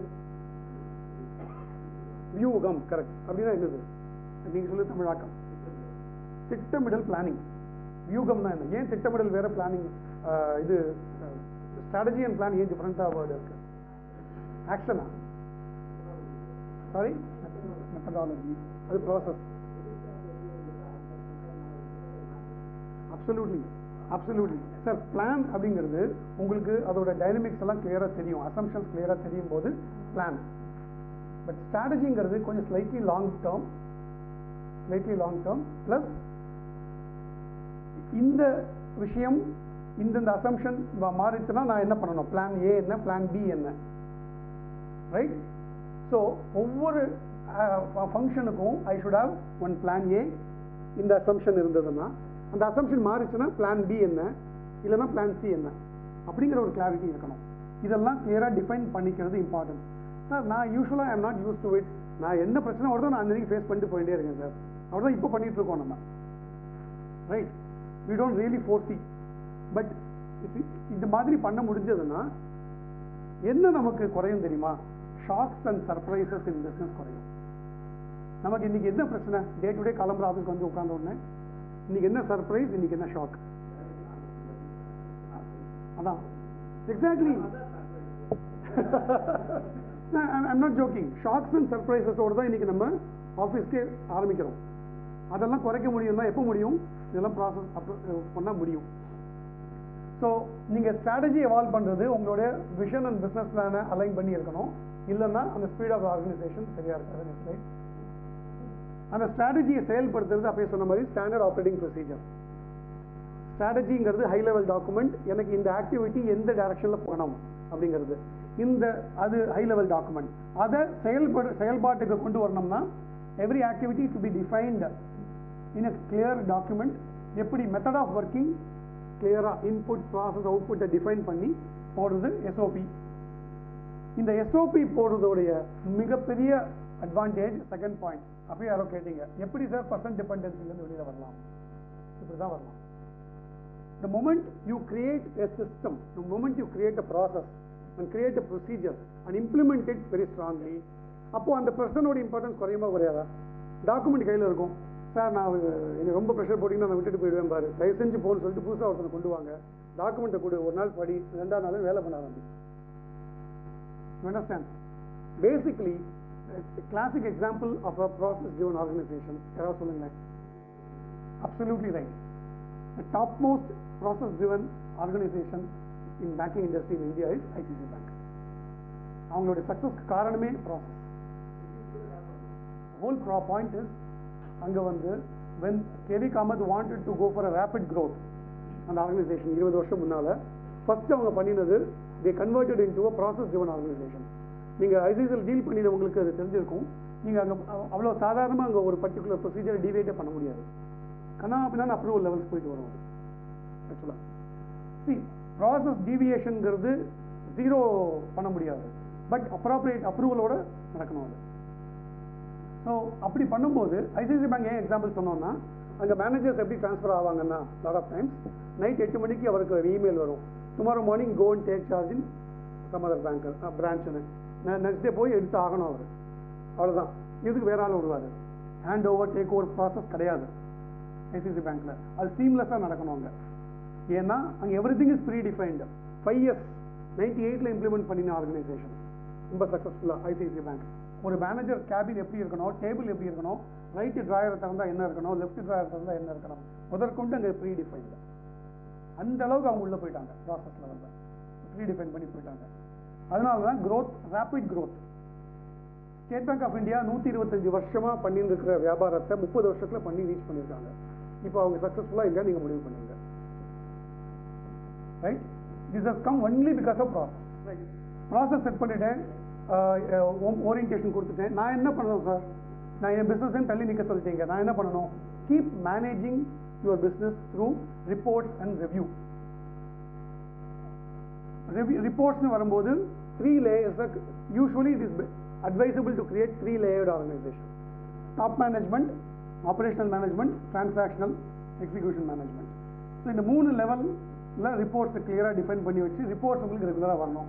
Reports could be either daily or weekly or monthly reports. டெய்லிலாம் நான் என்ன சார் பார்க்குறது அப்படின்னு கேட்கலாம். டெய்லி பார்க்க வேண்டிய பேராமீட்டர்ஸ் இருக்குது, வீக்லி பார்க்க வேண்டிய பேராமீட்டர்ஸ் இருக்குது, மந்த்லி பார்க்க வேண்டிய பேராமீட்டர்ஸ் இருக்குது. இதெல்லாம் பார்க்கவில்லை என்றால் ஷாக்ஸ் அண்ட் சர்ப்ரைசஸ் நிறைய வந்துட்டே தான் இருக்கும் நமக்கு. ஆக்சுவலாக இந்த ரிப்போர்ட் ஓரியன்டாக போகும்போது டேட்டா பேஸ்டு டெசிஷன் மேக்கிங் ஆட்டோமேட்டிக்காக வந்துடும். கரெக்டாக போய் பேசிட்டு இருந்தோம், நம்ம டெசிஷன் மேக்கிங் ஈஸியாக நடக்கும் டெய்லி ரிப்போர்ட்ஸோ வீக்லி ரிப்போர்ட்ஸோ வரும்போது. ஆக்சுவலாக அதே மாதிரி ஹெச்ஆர் மேனேஜ்மெண்ட் ரொம்ப யூஸ்ஃபுல்லாக இருக்கும். ஒரு ஹெச்ஆர் ரிசோர்ஸ் வந்து வேலை பண்ணுறாரா இல்லையாங்கிறது ரிப்போர்ட்ஸ் வந்தால் தெரிஞ்சிடும் உங்களுக்கு அவர் ரொம்ப படம் காமிச்சிருப்பார் இது வரைக்கும். He will get exposed when the proper report comes. Review meeting conduct பண்ண சொல்றீங்க சார், அதை எப்படி பண்ணணும்? End of the day, any meeting should be object oriented and ஒவ்வொரு மீட்டிங் முடிவிலையும் ஆக்ஷன் ஐட்டம்ஸ் மினிட்ஸ் வரணும். Minutes of a meeting need not be in word document, rather should not be in word document. இது ஒரு தாரக மந்திரமா நான் எல்லாருக்கும் நான் சொல்லுவேன். The minutes of a meeting should always be in Excel sheet. Business meeting பொறுத்தவரையில் have a clear table. What are the action items emanating out of the meeting?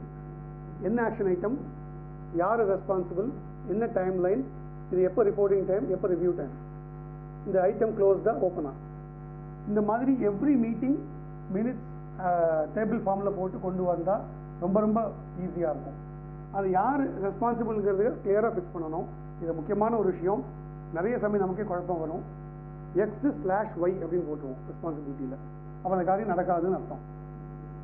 ஆக்சுவலாக either X R Y, அவ்வளோதான். அதில் ரொம்ப தெளிவாக இருக்கணும். இல்லை இதெல்லாம் okay sir, ultimately everything, all gyan, everything is fine, all knowledge is fine, but what is important? Implementation.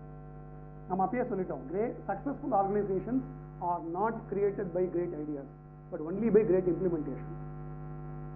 Implementation தான் ரொம்ப முக்கியம். அதுக்கு மெத்தடாலஜி, ஒர்க் ஷாப் கண்டக்ட் பண்ணணும், ட்ரைனிங் கொடுக்கணும், கம்யூனிகேட் பண்ணணும் பீப்புள்கிட்ட.